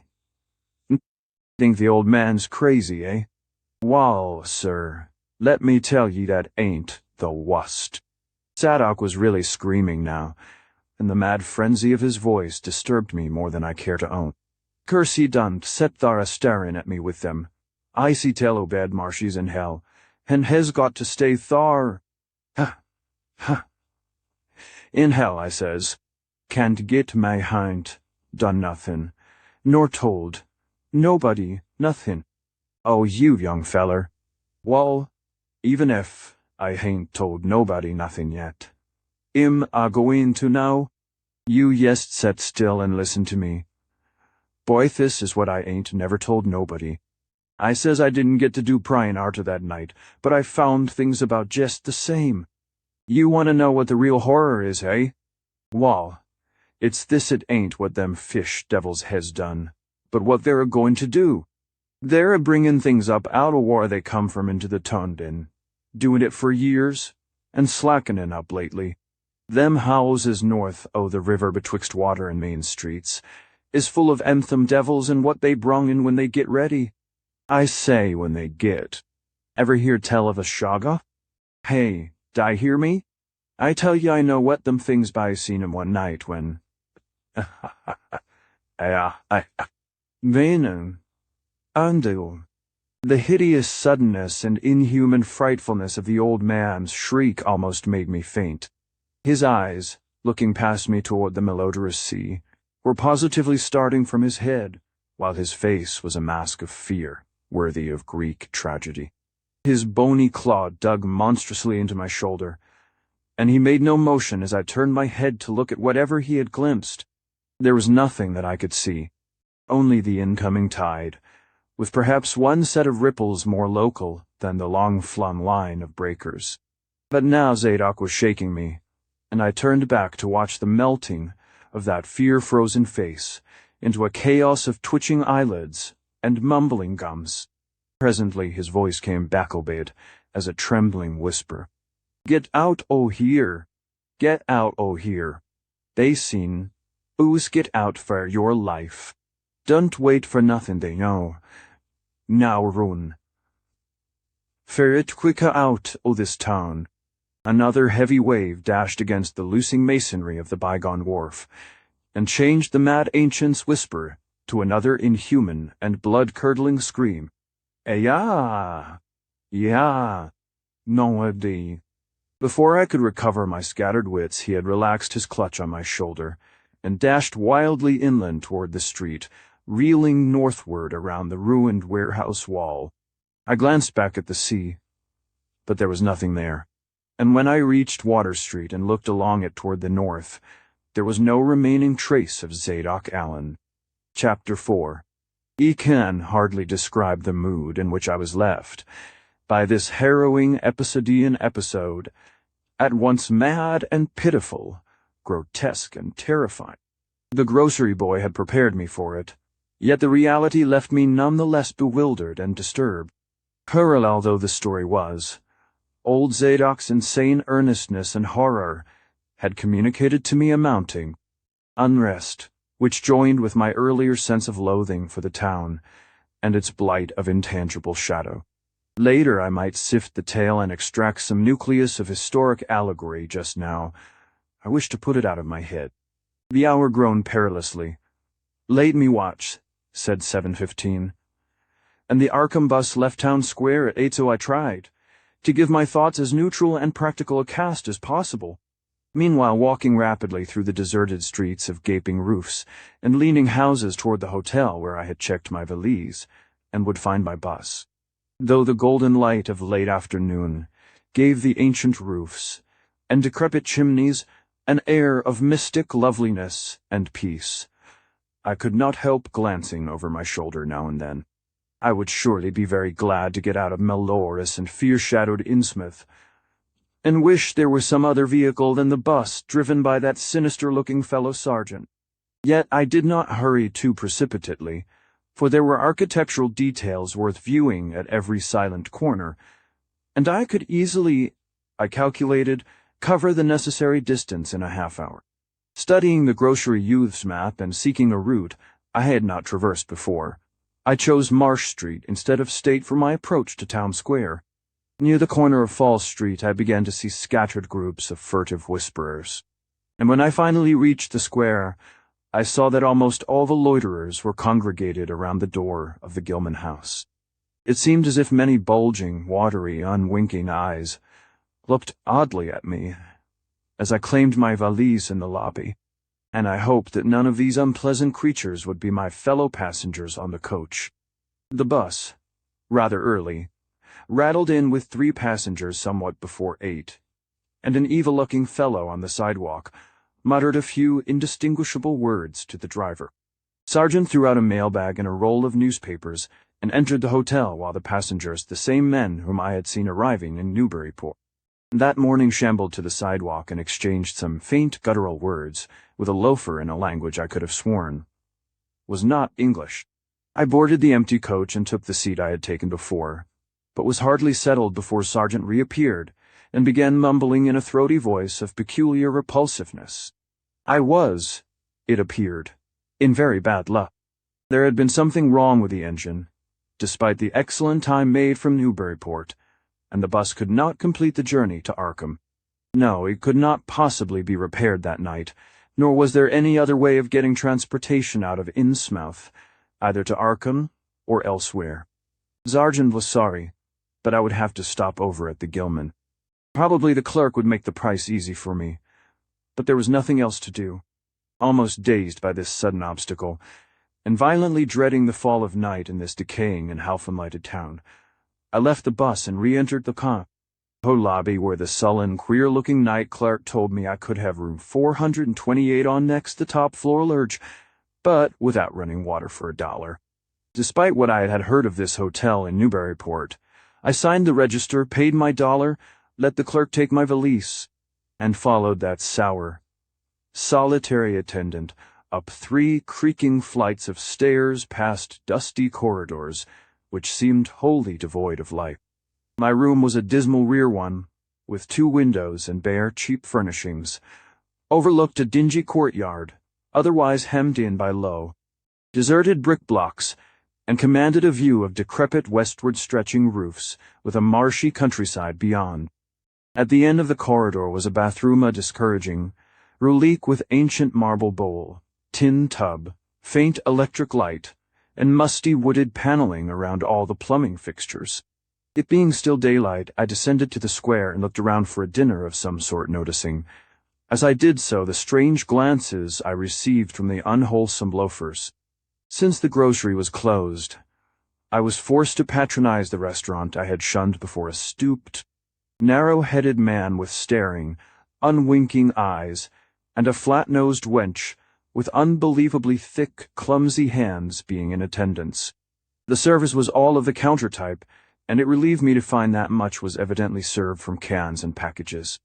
A bowl of vegetable soup with crackers was enough for me, and I soon headed back for my cheerless room at the Gilman, getting an evening paper and a fly-specked magazine from the vivisaged clerk at the rickety stand beside his desk. As twilight deepened, I turned on the one feeble electric bulb over the cheap, iron-framed bed, and tried as best I could to continue the reading I had begun. I felt it advisable to keep my mind wholesomely occupied, for it would not do to brood over the abnormalities of this ancient, blight-shadowed town, while I was still within its borders. The insane yarn I had heard from the aged drunkard did not promise very pleasant dreams, and I felt I must keep the image of his wild, watery eyes as far as possible from my imagination. Also, I must not dwell on what that factory inspector had told the Newburyport ticket agent about the Gilman house and the voices of its nocturnal tenants, not on that, nor on the face beneath the tiara in the black church doorway, the face for whose horror my conscious mind could not account. It would perhaps have been easier to keep my thoughts from disturbing topics had the room not been so gruesomely musty. As it was, the lethal mustiness blended hideously with the town's general fishy odor and persistently focused one's fancy on death and decay. Another thing that disturbed me was the absence of a bolt on the door of my room. One had been there, as marks clearly showed, but there were signs of recent removal. No doubt it had been out of order, like so many other things in this decrepit edifice. In my nervousness I looked around and discovered a bolt on the clothes press, which seemed to be of the same size, judging from the marks as the one formerly on the door. To gain a partial relief from the general tension, I busied myself by transferring this hardware to the vacant place with the aid of a handy 3-in-1 device, including a screwdriver which I kept on my keyring. The bolt fitted perfectly, and I was somewhat relieved when I knew that I could shoot it firmly upon retiring. Not that I had any real apprehension of its need, but that any symbol of security was welcome in an environment of this kind. There were adequate bolts on the 2 lateral doors to connecting rooms, and these I proceeded to fasten.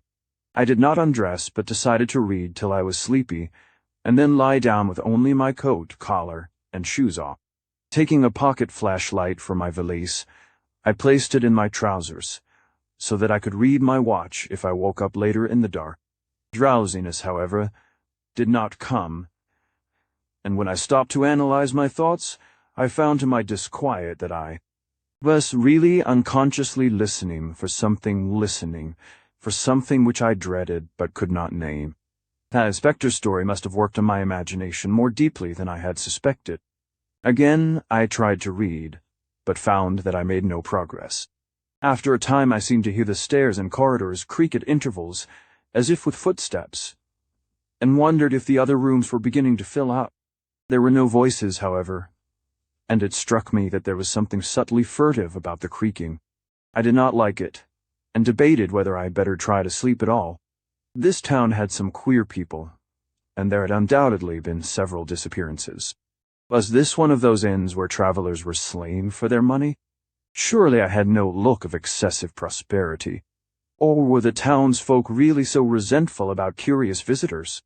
Had my obvious sightseeing, with its frequent map consultations, aroused unfavorable notice? It occurred to me that I must be in a highly nervous state to let a few random creakings set me off, speculating in this fashion, but I regretted nonetheless that I was unarmed.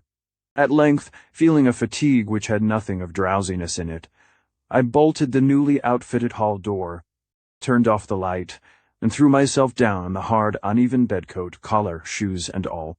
In the darkness, every faint noise of the night seemed magnified, and a flood of doubly unpleasant thoughts swept over me. I was sorry I had put out the light, yet was too tired to rise and turn it on again.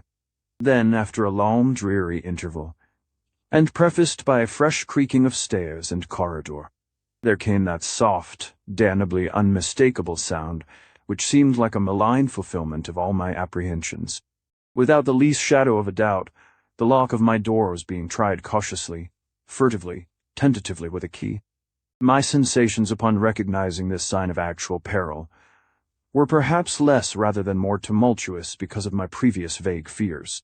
I had been, albeit without definite reason, instinctively on my guard, and that was to my advantage in the new and real crisis, whatever it might turn out to be.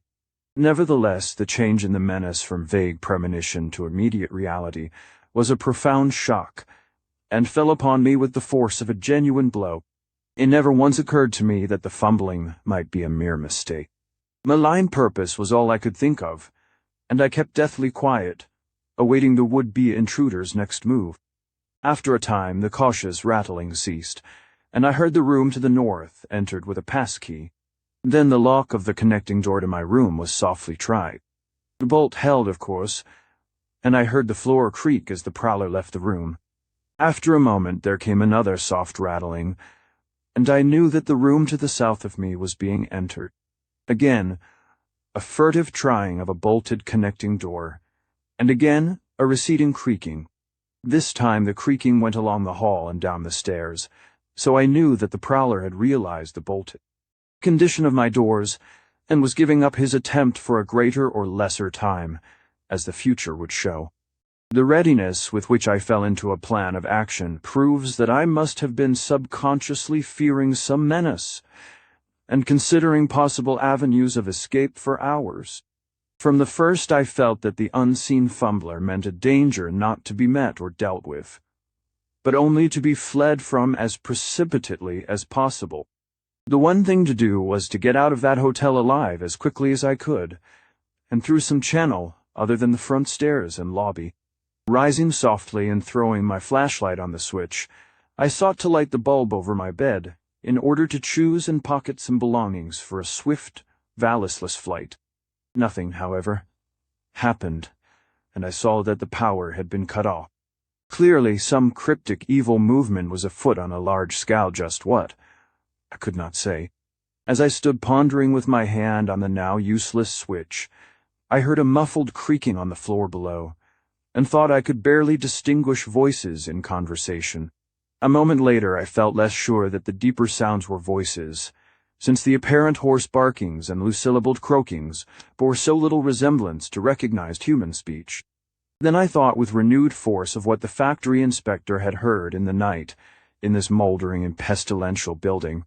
Having filled my pockets with the flashlight's aid, I put on my hat and tiptoed to the windows to consider chances of descent. Despite the state's safety regulations, there was no fire escape on this side of the hotel, and I saw that my windows commanded only a sheer 3-story drop to the cobbled courtyard. On the right and left, however, some ancient brick business blocks abutted on the hotel, their slant roofs coming up to a reasonable jumping distance from my fourth-story level. To reach either of these lines of buildings, I would have to be in a room 2 from my own in, one case on the north, and in the other case on the south hand. My mind instantly set to work what chances I had of making the transfer. I could not, I decided, risk an emergence into the corridor where my footsteps would surely be heard, and where the difficulties of entering the desired room would be insuperable. My progress, if it was to be made at all, would have to be through the less solidly built connecting doors of the rooms, the locks, and bolts of which I would have to force violently, using my shoulder as a battering ram whenever they were set against me. This, I thought, would be possible owing to the rickety nature of the house and its fixtures, but I realized I could not do it noiselessly. I would have to count on sheer speed, and the chance of getting to a window before any hostile forces became coordinated enough to open the right door toward me with a passkey. My own outer door I reinforced by pushing the bureau against it little by little, in order to make a minimum of sound. I perceived that my chances were very slender, and was fully prepared for any calamity. Even getting to another roof would not solve the problem, for there would then remain the task of reaching the ground and escaping from the town. One thing in my favor was the deserted and ruinous state of the abutting building, and the number of skylights gaping blackly open in each row. Gathering from the grocery boy's map that the best route out of town was southward, I glanced first at the connecting door on the south side of the room. It was designed to open in my direction, hence I so after drawing the bolt, and finding other fastening implacit, was not a favorable one for forcing. Accordingly, abandoning it as a route, I cautiously moved the bedstead against it, to hamper any attack which might be made on it later from the next room.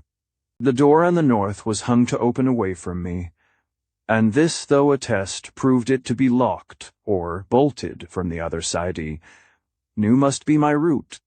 If I could gain the roofs of the buildings in Payne Street and descend successfully to the ground level, I might perhaps dart through the courtyard and the adjacent or opposite building to Washington, or Betas or else emerge in Payne, and edge around southward into Washington.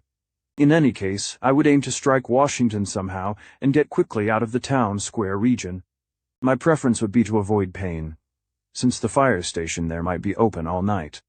As I thought of these things, I looked out over the squalid sea of decaying roofs below me, now brightened by the beams of a moon not much past full. On the right, the black gash of the river gorge clove the panorama, abandoned factories, and railway station clinging barnacle-like to its sides. Beyond it, the rusted railway and the Raleigh Road led off through a flat, marshy terrain, dotted with islets of higher and drier scrub-ground land. On the left, the creek-threaded countryside was nearer, the narrow road to Ipswich gleaming white in the moonlight. I could not see from my side of the hotel the southward route toward Arkham, which I had determined to take. I was irresolutely speculating on when I had better attack the northward door, and on how I could least audibly manage it, when I noticed that the vague noises underfoot had given place to a fresh and heavier creaking of the stairs. A wavering flicker of light showed through my transom, and the boards of the corridor began to groan with a ponderous load. Muffled sounds of possible vocal origin approached, and at length a firm knock came at my outer door. For a moment, I simply held my breath and waited. Eternities seemed to elapse, and the nauseous fishy odor of my environment seemed to mount suddenly and spectacularly. Then the knocking was repeated continuously, and with growing insistence. I knew that the time for action had come, and forthwith drew the bolt of the northward connecting door, bracing myself for the task of battering it open. The knocking waxed louder, and I hoped that its volume would cover the sound of my efforts. At last, beginning my attempt, I lunged again and again at the thin paneling with my left shoulder, heedless of shock or pain. The door resisted even more than I expected, but I did not give in, and all the while the clamor at the outer door increased. Finally, the connecting door gave, but with such a crash that I knew those outside must have heard. Instantly, the outside knocking became a violent battering, while keys sounded ominously in the hall doors of the rooms on both sides of me. Rushing through the newly opened connection, I succeeded in bolting the northerly hall door before the lock could be turned, but even as I did so, I heard the hall door of the third room, the one from whose window I had hoped to reach the roof, below, being tried with a pass key. For an instant I felt absolute despair, since my trapping in a chamber with no window egress seemed complete. A wave of almost abnormal horror swept over me, and invested with a terrible but unexplainable singularity. The flashlight glimpsed dust prints made by the intruder who had lately tried my door from this room. Then, with a dazed automatism which persisted despite hopelessness, I made for the next connecting door, and performed the blind motion of pushing at it in an effort to get through, and granting that fastenings might be as providentially intact as in the second room bolt, the hall door beyond, before the lock could be turned from outside. Sheer fortunate chance gave me my reprieve. The connecting door before me was not only unlocked, but actually ajar. In a second I was, though, and had my right knee and shoulder against a hall door, which was visibly opening inward. My pressure took the opener off guard, for the thing shut as I pushed, so that I could slip the well-conditioned bolt as I had done with the other door. As I gained this respite, I heard the battering at the two other doors abate, while a confused clatter came from the connecting door I had shielded with the bedstead. Evidently the bulk of my assailants had entered the southerly room and were massing in a lateral attack. But at the same moment a pass key sounded in the next door to the north, and I knew that a nearer peril was at hand. The northward connecting door was wide open, but there was no time to think about checking the already turning lock in the hall. All I could do was to shut and bolt the open connecting door, as well as its mate on the opposite side, pushing a bedstead against the one and a bureau against the other, and moving a washstand in front of the hall door. I must, I saw, trust to such makeshift barriers to shield me till I could get out the window and on the roof of the Payne Street block. But even in this acute moment, my chief horror was something apart from the immediate weakness of my defenses. I was shuddering because not one of my pursuers, despite some hideous panting, grunting, and subdued barkings at odd intervals, was uttering an unmuffled or intelligible vocal sound. As I moved the furniture and rushed toward the windows, I heard a frightful scurrying along the corridor toward the room north of me, and perceived that the southward battering had ceased. Plainly, most of my opponents were about to concentrate against the feeble connecting door, which they knew must open directly on me. Outside, the moon played on the ridgepole of the block below, and I saw that the jump would be desperately hazardous because of the steep surface on which I must land. Surveying the conditions, I chose the more southerly of the two windows as my avenue of escape, planning to land on the inner slope of the roof and make for the nearest skylight. Once inside one of the decrepit brick structures, I would have to reckon with pursuit, but I hoped to descend and dodge in and out of yawning doorways along the shadowed courtyard, eventually getting to Washington Street and slipping out of town toward the south. The clatter at the northerly connecting door was now terrific, and I saw that the weak paneling was beginning to splinter. Obviously, the besiegers had brought some ponderous object into play as a battering ram. The bedstead, however, still held firm, so that I had at least a faint chance of making good my escape. As I opened the window, I noticed that it was flanked by heavy velour draperies suspended from a pole by brass rings, and also that there was a large projecting catch for the shutters on the exterior. Seeing a possible means of avoiding the dangerous jump, I yanked at the hangings and brought them down, pole and all, then quickly hooking two of the rings in the shutter catch and flinging the drapery outside.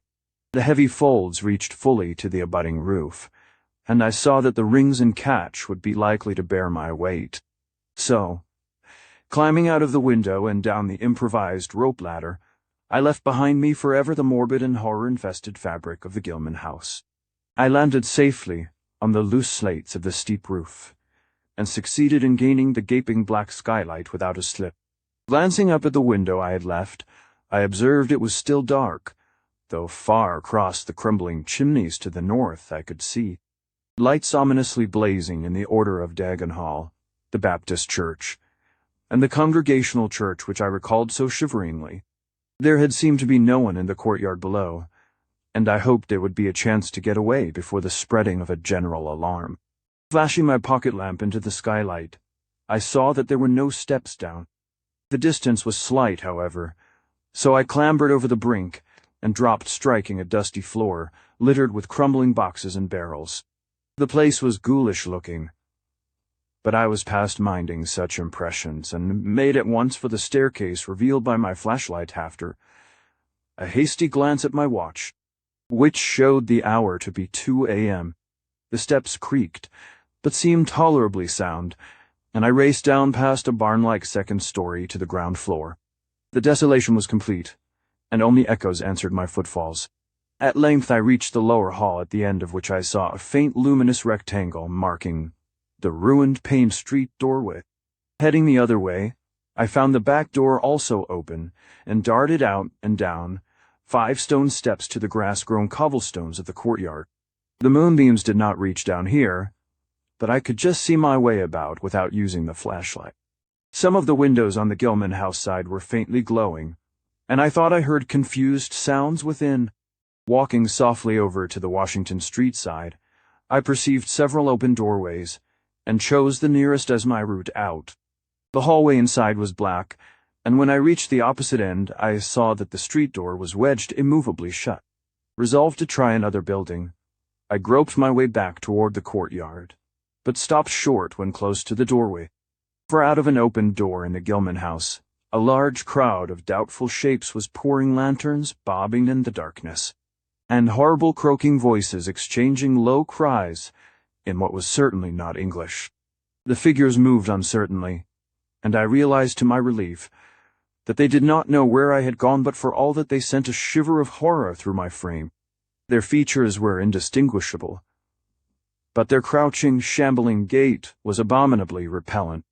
And worst of all, I perceived that one figure was strangely robed and unmistakably surmounted by a tall tiara of a design altogether too familiar. As the figures spread throughout the courtyard, I felt my fears increase. Suppose I could find no egress from this building on the street side. The fishy odor was detestable, and I wondered I could stand it without fainting. Again groping toward the street, I opened a door off the hall and came upon an empty room with closely shuttered but sashless windows. Fumbling in the rays of my flashlight, I found I could open the shutters, and in another moment had climbed outside, and was fully closing the aperture in its original manner. I was now in Washington Street, and for the moment saw no living thing, nor any light, save that of the moon. From several directions in the distance, however, I could hear the sound of hoarse voices, of footsteps, and of a curious kind of pattering, which did not sound quite like footsteps. Plainly, I had no time to lose. The points of the compass were clear to me, and I was glad that all the street lights were turned off, as is often the custom on strongly moonlit nights in prosperous rural regions. Some of the sounds came from the south, yet I retained my design of escaping in that direction. There would, I knew, be plenty of deserted doorways to shelter me in case I met any person or group who looked like pursuers. I walked rapidly, softly, and close to the ruined houses. While hatless and disheveled after my arduous climb, I did not look especially noticeable, and stood a good chance of passing unheeded if forced to encounter any casual wayfarer. At Bates Street I drew into a yawning vestibule, while 2 shambling figures crossed in front of me, but was soon on my way again, and approaching the open space where Elliott Street obliquely crosses Washington at the intersection of South. Though I had never seen this space, it had looked dangerous to me on the grocery youth's map, since the moonlight would have free play there. There was no use trying to evade it, for any alternative course would involve detours of possibly disastrous visibility and delaying effect. The only thing to do was to cross it boldly and openly, imitating the typical shamble of the Innsmouth folk as best I could, and trusting no one, or at least no pursuer of mine, would be there. Just how fully the pursuit was organized and, indeed, just what its purpose might be I could form no idea. There seemed to be unusual activity in the town, but I judged that the news of my escape from the Gilman had not yet spread. I would, of course, soon have to shift from Washington to some other southward street, for that party from the hotel would doubtless be after me. I must have left dust prints in that last old building, revealing how I had gained a street.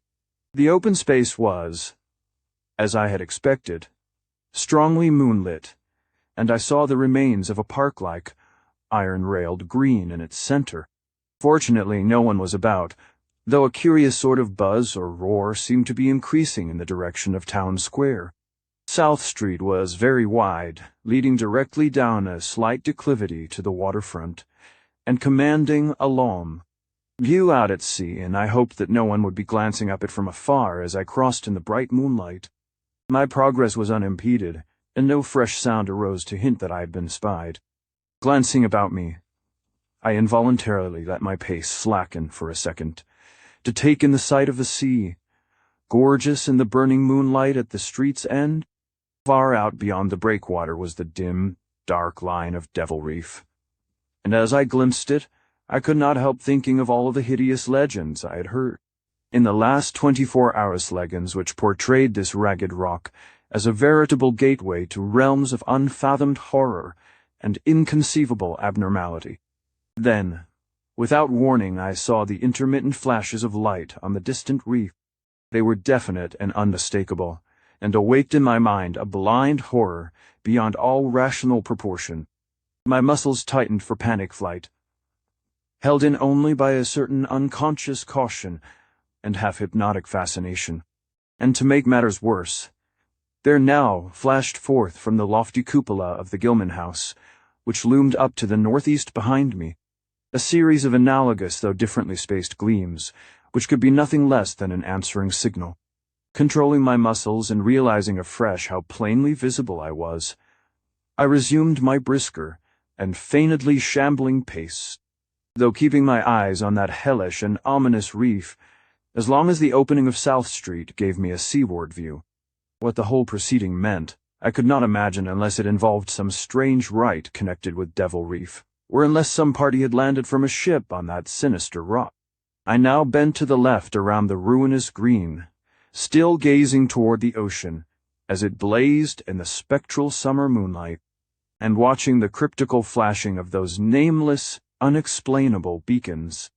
It was then that the most horrible impression of all was borne in upon me, the impression which destroyed my last vestige of self-control, and sent me running frantically southward, past the yawning black doorways and fishily staring windows of that deserted nightmare street.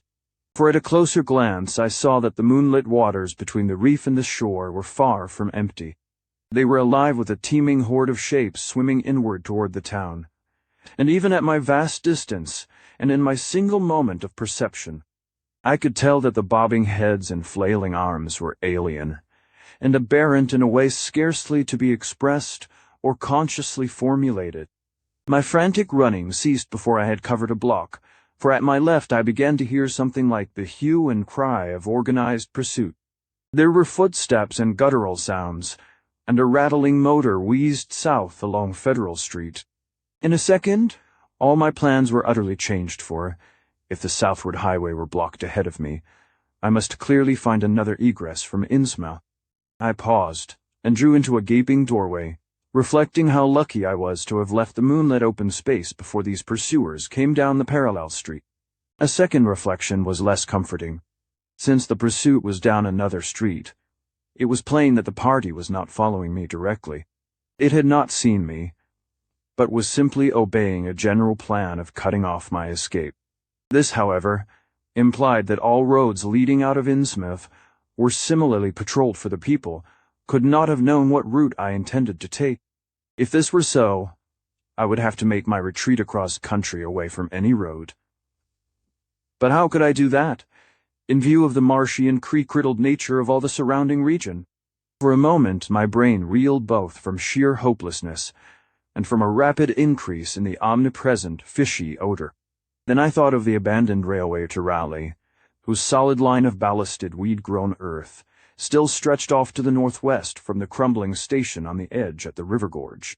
There was just a chance that the townsfolk would not think of that, since its briar-choked desertion made it half impassable, and the unlikeliest of all avenues for a fugitive to choose.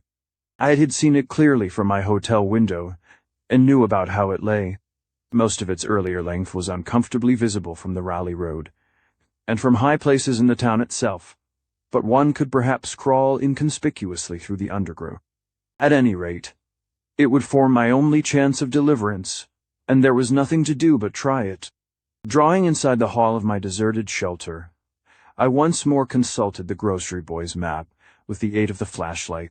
The immediate problem was how to reach the ancient railway, and I now saw that the safest course was ahead to Babson Street, then west, to Lafayette there, edging around but not crossing an open space homologous to the one I had traversed and, subsequently back northward and westward in a zigzagging line through Lafayette, Bates, Adam, and Bank Streets, the latter skirting the river, gorge toe the abandoned and dilapidated station I had seen from my window.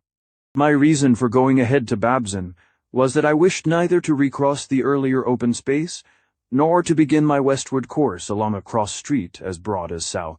Starting once more, I crossed the street to the right-hand side in order to edge around into Babson as inconspicuously as possible. Noises still continued in Federal Street, and as I glanced behind me, I thought I saw a gleam of light near the building through which I had escaped. Anxious to leave Washington Street, I broke into a quiet dock trot, trusting to luck not to encounter any observing eye. Next the corner of Babson Street, I saw to my alarm that one of the houses was still inhabited, as attested by curtains at the window, but there were no lights within, and I passed it without disaster. In Babson Street, which crossed Federal and might thus reveal me to the searchers, I clung as closely as possible to the sagging, uneven buildings twice, pausing in a doorway as the noises behind me momentarily increased. The open space ahead shone wide and desolate under the moon, but my route would not force me to cross it. During my second pause, I began to detect a fresh distribution of vague sounds, and upon looking cautiously out from cover beheld a motorcar darting across the open space, bound outward along Elliott Street, which there intersects both Babson and Lafayette. As I watched, choked by a sudden rise in the fishy odor, after a short abatement he saw a band of uncouth, crouching shapes loping and shambling in the same direction, and knew that this must be the party guarding the Ipswich Road, since that highway forms an extension of Elliott Street. Two of the figures I glimpsed were in voluminous robes, and one wore a peaked diadem which glistened whitely in the moonlight. The gait of this figure was so odd that it sent a chill through me, for it seemed to me the creature was almost hopping. When the last of the band was out of sight, I resumed my progress, darting around the corner into Lafayette Street, and crossing Elliott very hurriedly, lest stragglers of the party be still advancing along that thoroughfare. I did hear some croaking and clattering sounds far off toward Town Square, but accomplished the passage without disaster. My greatest dread was in recrossing broad and moonlit South Street with its seaward view on. I had to nerve myself for the ordeal. Someone might easily be looking, and possible Elliott Street stragglers could not fail to glimpse me from either of 2 points. At the last moment I decided I had better slacken my trot and make the crossing as before, in the shambling gait of an average Innsmouth native. When the view of the water again opened up, this time on my righty, was half determined not to look at it at all. I could not, however, resist but cast a sidelong glance as I carefully and imitatively shambled toward the protecting shadows ahead. There was no ship visible, as I had half expected there would be. Instead, the first thing which caught my eye was a small rowboat pulling in toward the abandoned wharves, and laden with some bulky, tarpaulin-covered object. Its rowers, though distantly and indistinctly seen, were of an especially repellent aspect. Several swimmers were still discernible, while on the far black reef I could see a faint, steady glow unlike the winking beacon visible before, and of a curious color which I could not precisely identify. Above the slant roofs ahead, and to the right, there loomed the tall cupola of the Gilman house. But it was completely dark. The fishy odor, dispelled for a moment by some merciful breeze, now closed in again with maddening intensity. I had not quite crossed the street when I heard a muttering band advancing along Washington from the north. As they reached the broad open space where I had had my first disquieting glimpse of the moonlit water, I could see them plainly, only a block away, and was horrified by the bestial abnormality of their faces and the dog-like subhumanness of their crouching gait. One man moved in a positively simian way, with long arms frequently touching the ground, while another figure robed and tiara'd seemed to progress in an almost hopping fashion. I judged this party to be the one I had seen in the Gilman's courtyard one, therefore most closely on my trail. As some of the figures turned to look in my direction, I was transfixed with fright, yet managed to preserve the casual, shambling gait I had assumed. To this day, I do not know whether they saw me or not. If they did, my stratagem must have deceived them, for they passed on across the moonlit space without, varying their course meanwhile, croaking and jabbering in some hateful guttural patois I could not identify. Once more in shadow, I resumed my former dock trot past the leaning and decrepit houses that stared blankly into the night. Having crossed to the western sidewalk, I rounded the nearest corner into Bates Street, where I kept close to the buildings on the southern side. I passed two houses showing signs of habitation, one of which had faint lights in upper rooms, yet met with no obstacle. As I tuned into Adams Street, I felt measurably safer, but received a shock when a man reeled out of a black doorway directly in front of me. He proved, however, too hopelessly drunk to be a menace, so that I reached the dismal ruins of the Bank Street warehouses in safety.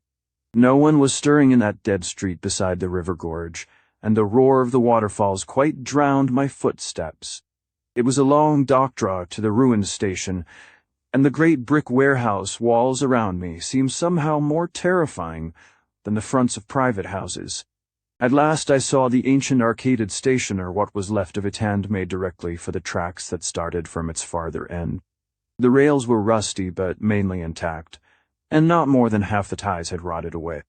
Walking or running on such a surface was very difficult, but I did my best, and on the whole made very fair time. For some distance the line kept on along the gorge's brink, but at length I reached the long-covered bridge, where it crossed the chasm at a dizzying height. The condition of this bridge would determine my next step. If humanly possible, I would use it. If not, L would have to risk more street wandering and take the nearest intact highway bridge. The vast barn-like length of the old bridge gleamed spectrally in the moonlight, and I saw that the ties were safe for at least a few feet within. Entering, I began to use my flashlight, and was almost knocked down by the cloud of bats that flapped past me. About halfway across there was a perilous gap in the ties, which I feared for a moment would halt me, but in the end I risked a desperate jump, which fortunately succeeded. I was glad to see the moonlight again when I emerged from that macabre tunnel. The old tracks crossed River Street at grade, and at once veered off into a region increasingly rural, and with less and less of Innsmouth's abhorrent fishy odor. Here, the dense growth of weeds and briars hindered me, and cruelly tore at my clothes, but I was none the less glad that they were there to give me concealment in case of peril. I knew that much of my route must be visible from the Raleigh Road. The marshy region began very abruptly, with a single track on a low, grassy embankment, where the weedy growth was somewhat thinner. Then came a sort of island of higher ground, where the line passed through a shallow open cut, choked with bushes and brambles. I was very glad of this partial shelter, since at this point the Raleigh Road was uncomfortably near, according to my window view. At the end of the cut it would cross the track and swerve off to a safer distance, but meanwhile I must be exceedingly careful. I was by this time thankfully certain that the railway itself was not patrolled. Just before entering the cut I glanced behind me, but saw no pursuer. The ancient spires and roofs of decaying Innsmouth gleamed lovely and ethereal in the magic yellow moonlight, and I thought of how they must have looked in the old days before the shadow fell. Then, as my gaze circled inland from the town, Something less tranquil arrested my notice and held me immobile for a second. What I saw or fancied I saw was a disturbing suggestion of undulant motion far to the south, a suggestion which made me conclude that a very large horde must be pouring out of the city along the level Ipswich road. The distance was great, and I could distinguish nothing in detail, but I did not at all like the look of that moving column. It undulated too much, and glistened too brightly in the rays of the now westering moon. There was a suggestion of sound, too, though the wind was blowing the other way, a suggestion of bestial scraping and bellowing, even worse than the muttering of the parties I had lately overheard. All sorts of unpleasant conjectures crossed my mind. I thought of those very extreme Innsmouth types said to be hidden in crumbling, centuried warrens near the waterfront, I thought. Two of those nameless swimmers I had seen, counting the parties so far glimpsed, as well as those presumably covering other roads. The number of my pursuers must be strangely large for a town as depopulated as Innsmouth. Whence could come the dense personnel of such a column as I now beheld? Did those ancient, unplumbed warrens teem with a twisted, uncatalogued, and unsuspected life? Or had some unseen ship indeed landed a legion of unknown outsiders on that hellish reef? Who were they? Why were they here? And if such a column of them was scouring the Ipswich road, would the patrols on the other roads be likewise augmented? I had entered the brush-grown cut, and was struggling along at a very slow pace when that damnable fishy odor again waxed dominant. Had the wind suddenly changed eastward, so that it blew in from the sea and over the town? It must have, I concluded, since I now began to hear shocking guttural murmurs from that hitherto silent direction. There was another sound, too, a kind of wholesale, colossal flopping or pattering, which somehow called up images of the most detestable sort. It made me think illogically of that unpleasantly undulating column on the fare off Ipswich road. And then both stench and sounds grew stronger, so that I paused, shivering and grateful for the cut's protection. It was here, I recalled, that the Rowley Road drew so close to the old railway before crossing westward and divergent. Something was coming along that road, and I must lie low till its passage and vanishment in the distance. Thank heaven these creatures employed no dogs for tracking, though perhaps that would have been impossible amidst the omnipresent regional odor.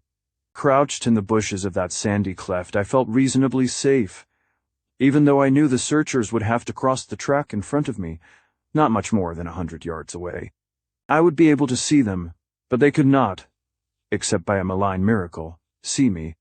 All at once I began dreading to look at them as they passed. I saw the close moonlit space where they would surge by, and had curious thoughts about the irredeemable pollution of that space. They would perhaps be the worst of all Innsmouth type something one would not care to remember. The stench waxed overpowering, and the noises swelled to a bestial babel of croaking, baying, and barking, without the least suggestion of human speech. Were these indeed the voices of my pursuers? Did they have dogs, after all? So far had seen none of the lower animals in Innsmouth. That flopping or pattering was monstrous. He could not look upon the degenerate creatures responsible for it. I would keep my eyes shut till the sound receded toward the west. The horde was very close, now ere foul with their hoarse snarlings, and the ground almost shaking with their alien rhythmed footfalls. My breath nearly ceased to come, and I put every ounce of willpower into the task of holding my eyelids down. I am not even yet willing to say whether what followed was a hideous actuality or only a nightmare hallucination.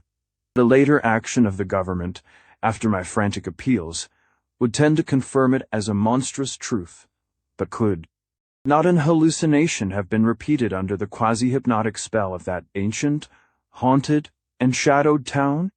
Such places have strange properties, and the legacy of insane legend might well have acted on more than one. Human imagination amidst those dead, stench-cursed streets, and huddles of rotting roofs, and crumbling steeples. Is it not possible that the germ of an actual contagious madness lurks in the depths of that shadow over Innsmouth? Who can be sure of reality after hearing things like the tale of old Zadok Allen? The government men never found poor Zadok, and have no conjectures to make as to what became of him. Where does madness leave off and reality begin? Is it possible that even my latest fear is sheer delusion? But I must try to tell what I thought I saw that night, under the mocking yellow moonsaw, surging and hopping down. The Rowley Road in plain sight in front of me as I crouched among the wild brambles of that desolate railway cut. Of course, my resolution to keep my eyes shut had failed. It was foredoomed to failure, for who could crouch blindly while a legion of croaking, baying entities of unknown source flopped noisomely past, scarcely more than 100 yards away? I thought I was prepared for the worst, and I really ought to have been prepared considering what I had seen before. My other pursuers had been accursedly abnormal, so should I not have been ready to face a strengthening of the abnormal element to look upon forms in which there was no mixture of the normal at all? I did not open my eyes until the raucous clamor came loudly from a point obviously straight ahead.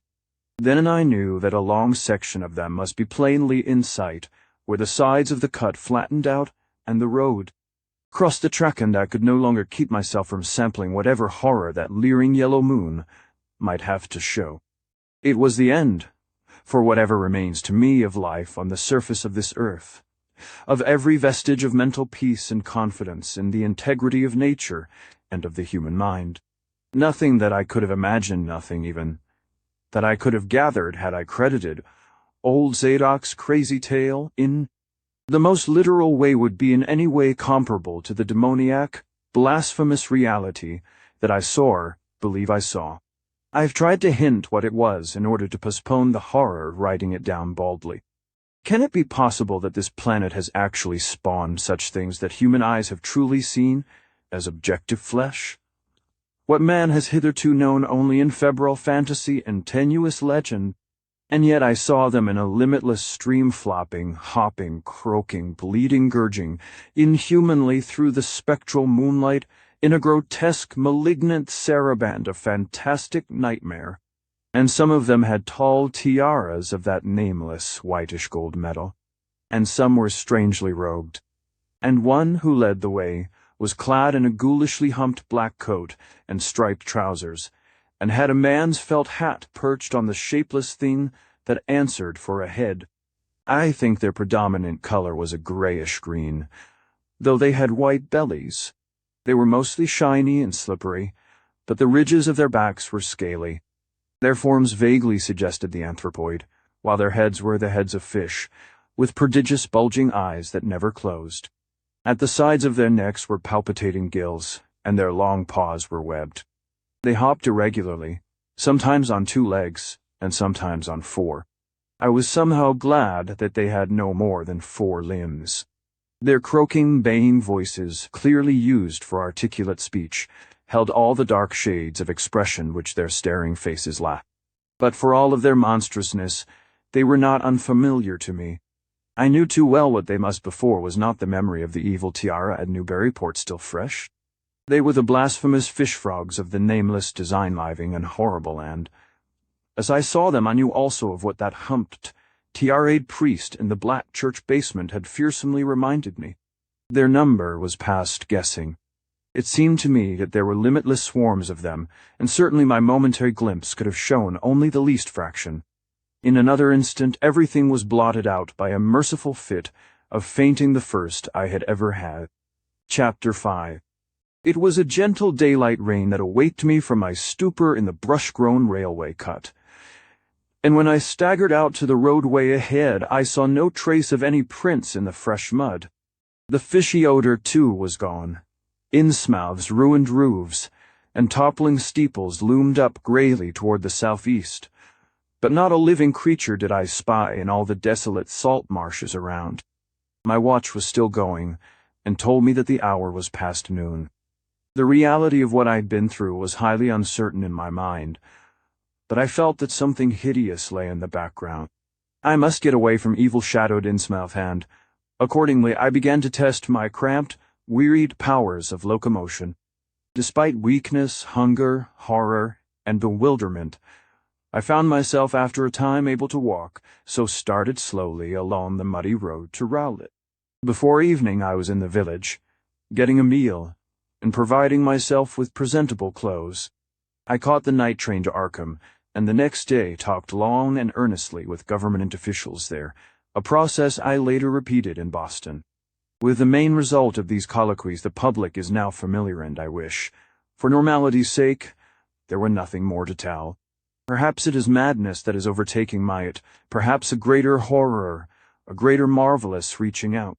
As may well be imagined, I gave up most of the foreplanned features of the rest of my tour, scenic, architectural, and antiquarian diversions, on which I had counted so heavily. Nor did I dare look for that piece of strange jewelry, said to be in the Miskatonic University Museum. I did, however, improve my stay in Arkham by collecting some genealogical notes I had long wished to possess, very rough and hasty data. It is true, but capable of good use later on when I might have time to collate and codify them. The curator of the Historical Society, Theramore Tart, B. Lapham Peabody, was very courteous about assisting me, and expressed unusual interest when I told him I was a grandson of Eliza Orne of Arkham, who was born in 1867, and had married James Williamson of Ohio at the age of 17. It seemed that a maternal uncle of mine had been there many years before, on a quest much like my own, and that my grandmother's family was a topic of some local curiosity. There had, Mr. Peabody said, been considerable discussion about the marriage of her father, Benjamin Orne, just after the Civil War, since the ancestry of the bride was peculiarly puzzling. That bride was understood to have been an orphaned Marsh of New Hampshire, cousin of the Essex County Marshes, but her education had been in France, and she knew very little of her family. A guardian had deposited funds in a Boston bank to maintain her and her French governess, but that guardian's name was unfamiliar to Arkham people, and in time he dropped out of sight, so that the governess assumed the role by court appointment. The Frenchwoman long dead was very taciturn, and there were those who said she would have told more than she did. But the most baffling thing was the inability of anyone to place the recorded parents of the young woman Enif and Lydia Meserve Marsh among the known families of New Hampshire. Possibly, many suggested, she was the natural daughter of some Marsh of prominence, certainly had the true Marsh eyes. Most of the puzzling was done after her early death, which took place at the birth of my grandmother, her only child. Having formed some disagreeable impressions connected with the name of Marsh, I did not welcome the news that it belonged on my own ancestral tree, nor was I pleased by Mr. Peabody's suggestion that I had the true Marsh eyes myself. However, I was grateful for data, which I knew would prove valuable, and took copious notes and lists of book references regarding the well-documented Orne family. I went directly home to Toledo from Boston, and later spent a month at Maumee recuperating from my ordeal.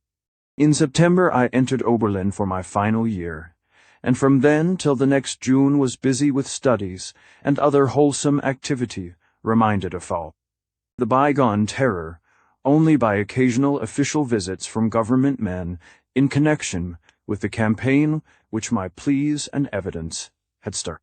Around the middle of July, just a year after the Innsmouth experience, I spent a week with my late mother's family in Cleveland, checking some of my new genealogical data with the various notes, traditions, and bits of heirloom material in existence there, and seeing what kind of a connected chart I could construct.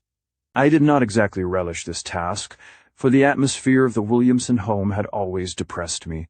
There was a strain of morbidity there, and my mother had never encouraged my visiting her parents as a child, although she always welcomed her father when he came to Toledo. My Arkham-born grandmother had seemed strange and almost terrifying to me, and I do not think I grieved when she disappeared. I was 8 years old then, and it was said that she had wandered off in grief after the suicide of my Uncle Douglas, her eldest son. He had shot himself after a trip to New England, same trip, no doubt, which had caused him to be recalled at the Arkham Historical Society. This uncle had resembled her, and I had never liked him either. Something about the staring, unwinking expression of both of them had given me a vague, unaccountable uneasiness. My mother and Uncle Walter had not looked like that. They were like their father, though poor little cousin Lawrence Walter's son had been, an almost perfect duplicate of his grandmother before his condition took him to the permanent seclusion of a sanitarium at Canton. I had not seen him in 4 years, but my uncle once implied that his state, both mental and physical, was very bad. This worry had probably been a major cause of his mother's death 2 years before. My grandfather and his widowed son Walter now comprised the Cleveland household, but the memory of older times hung thickly over it. I still disliked the place and tried to get my researches done as quickly as possible. Williamson records and traditions were supplied in abundance by my grandfather, though for Orne material I had to depend on my Uncle Walter, who put at my disposal the contents of all his files, including notes, letters, cuttings, heirlooms, photographs, and miniatures. It was in going over the letters and pictures on the Orne side that I began to acquire a kind of terror of my own ancestry. As I have said, my grandmother and Uncle Douglas had always disturbed me. Now, years after their passing, I gazed at their pictured faces with a measurably heightened feeling of repulsion and alienation.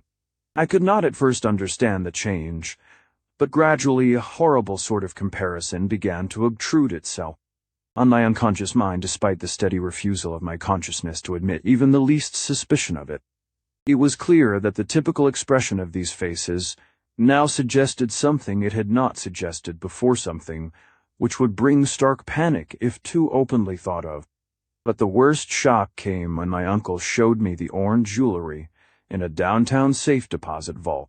Some of the items were delicate and inspiring enough, but there was one box of strange old pieces descended from my mysterious great-grandmother, which my uncle was almost reluctant to produce. They were, he said, of very grotesque and almost repulsive design, and had never to his knowledge been publicly worn, though my grandmother used to enjoy looking at them. Vague legends of bad luck clustered around them, and my great-grandmother's French governess had said they ought not to be worn in New England, though it would be quite safe to wear them in Europe. As my uncle began slowly and grudgingly to unwrap the things, he urged me not to be shocked by the strangeness and frequent hideousness of the designs. Artists and archaeologists who had seen them pronounced their workmanship superlatively and exotically exquisite, though no one seemed able to define their exact material or assign them to any specific art tradition. There were 2 armlets, a tiara, and a kind of pectoral, the latter having in high relief certain figures of almost unbearable extravagance.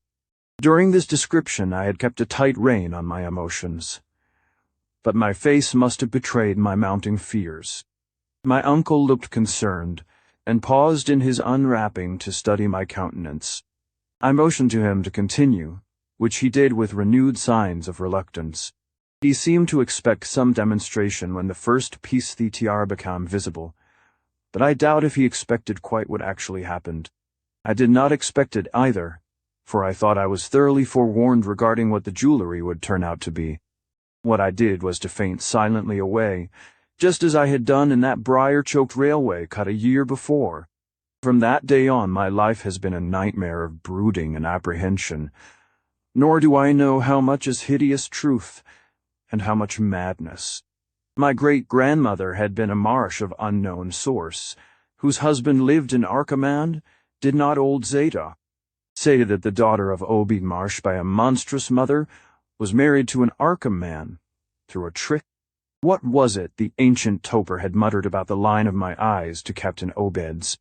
In Arkham, too, the curator had told me I had the true Marsh eyes.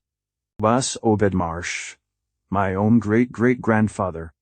Oh, what, then, was my great-great-grandmother? But perhaps this was all madness. Those whitish gold ornaments might easily have been bought from some Innsmouth sailor by the father of my great-grandmother, whoever he was.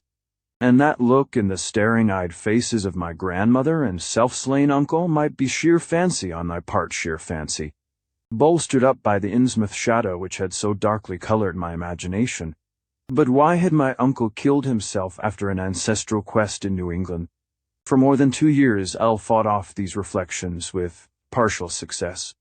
My father secured me a place in an insurance office, and I buried myself in routine as deeply as possible. In the winter of 103,031, however, the dreams began.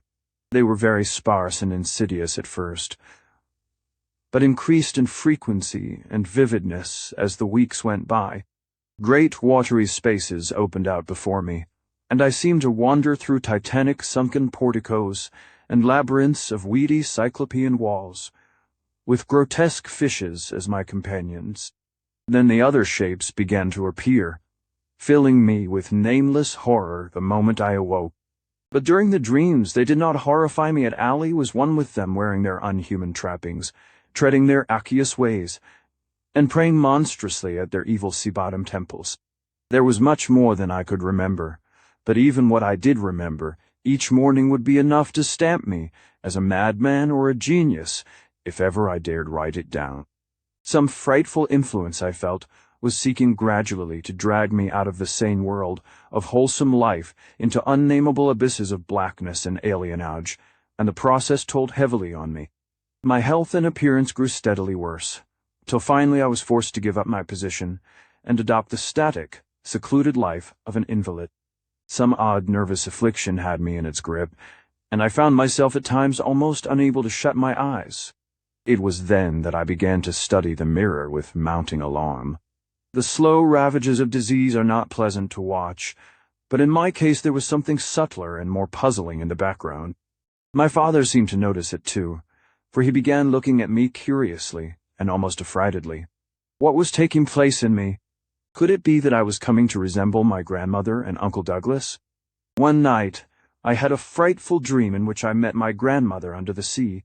She lived in a phosphorescent palace of many terraces, with gardens of strange leprous corals and grotesque brachiate efflorescences, and welcomed me with a warmth that may have been sardonic. She had changed as those who take to the water change, and told me she had never died. Instead, she had gone to a spot her dead son had learned about, and had leaped to a realm whose wonders destined for him as well as had spurned with a smoking pistol. This was to be my realm. Tui could not escape it. I would never die, but would live with those who had lived since before man ever walked the earth. I met also that which had been her grandmother. For 80,000 years Pthalai had lived in Nyhampley, and thither she had gone back after Obed Marsh was dead. Yantla was not destroyed when the Upper Earth men shot death into the sea. It was hurt, but not destroyed. The Deep Ones could never be destroyed, even though the Pelagian magic of the Forgotten Old Ones might sometimes check them. For the present they would rest, but someday, if they remembered, they would rise again for the tribute great Cthulhu, Cray. It would be a city greater than Innsmouth next time. They had planned to spread, and had brought up that which would help them, but now they must wait once more. For bringing the Upper Earth men's death, I must do a penance, but that would not be heavy. This was the dream in which I saw Shoggoth for the first time, and the sight set me awake in a frenzy of screaming. That morning, the mirror definitely told me I had acquired the Innsmouth look. So far, I have not shot myself as my Uncle Douglas did. I bought an automatic and almost took the step, but certain dreams deterred me. The tense extremes of horror are lessening, and I feel queerly drawn toward the unknown sea deeps, instead of fearing them. I hear and do strange things in sleep, and awake with a kind of exaltation instead of terror. I do not believe I need to wait for the full change as most have waited. If I did, my father would probably shut me up in a sanitarium as my poor little cousin is shut up. Stupendous and unheard-of splendors await me below, and I shall seek them soon. Yalye, ku shao. Tam. I. Au. No, I shall not shoot myself. It cannot be made to shoot myself. I shall plan my cousin's escape from that Canton madhouse, and together we shall go to marvel-shadowed Innsmouth. We shall swim out to that brooding reef in the sea, and dive down through black abysses to Cyclopean and many-columned Einhai, and in that lair of the Deep Ones we shall dwell amidst wonder and glory forever.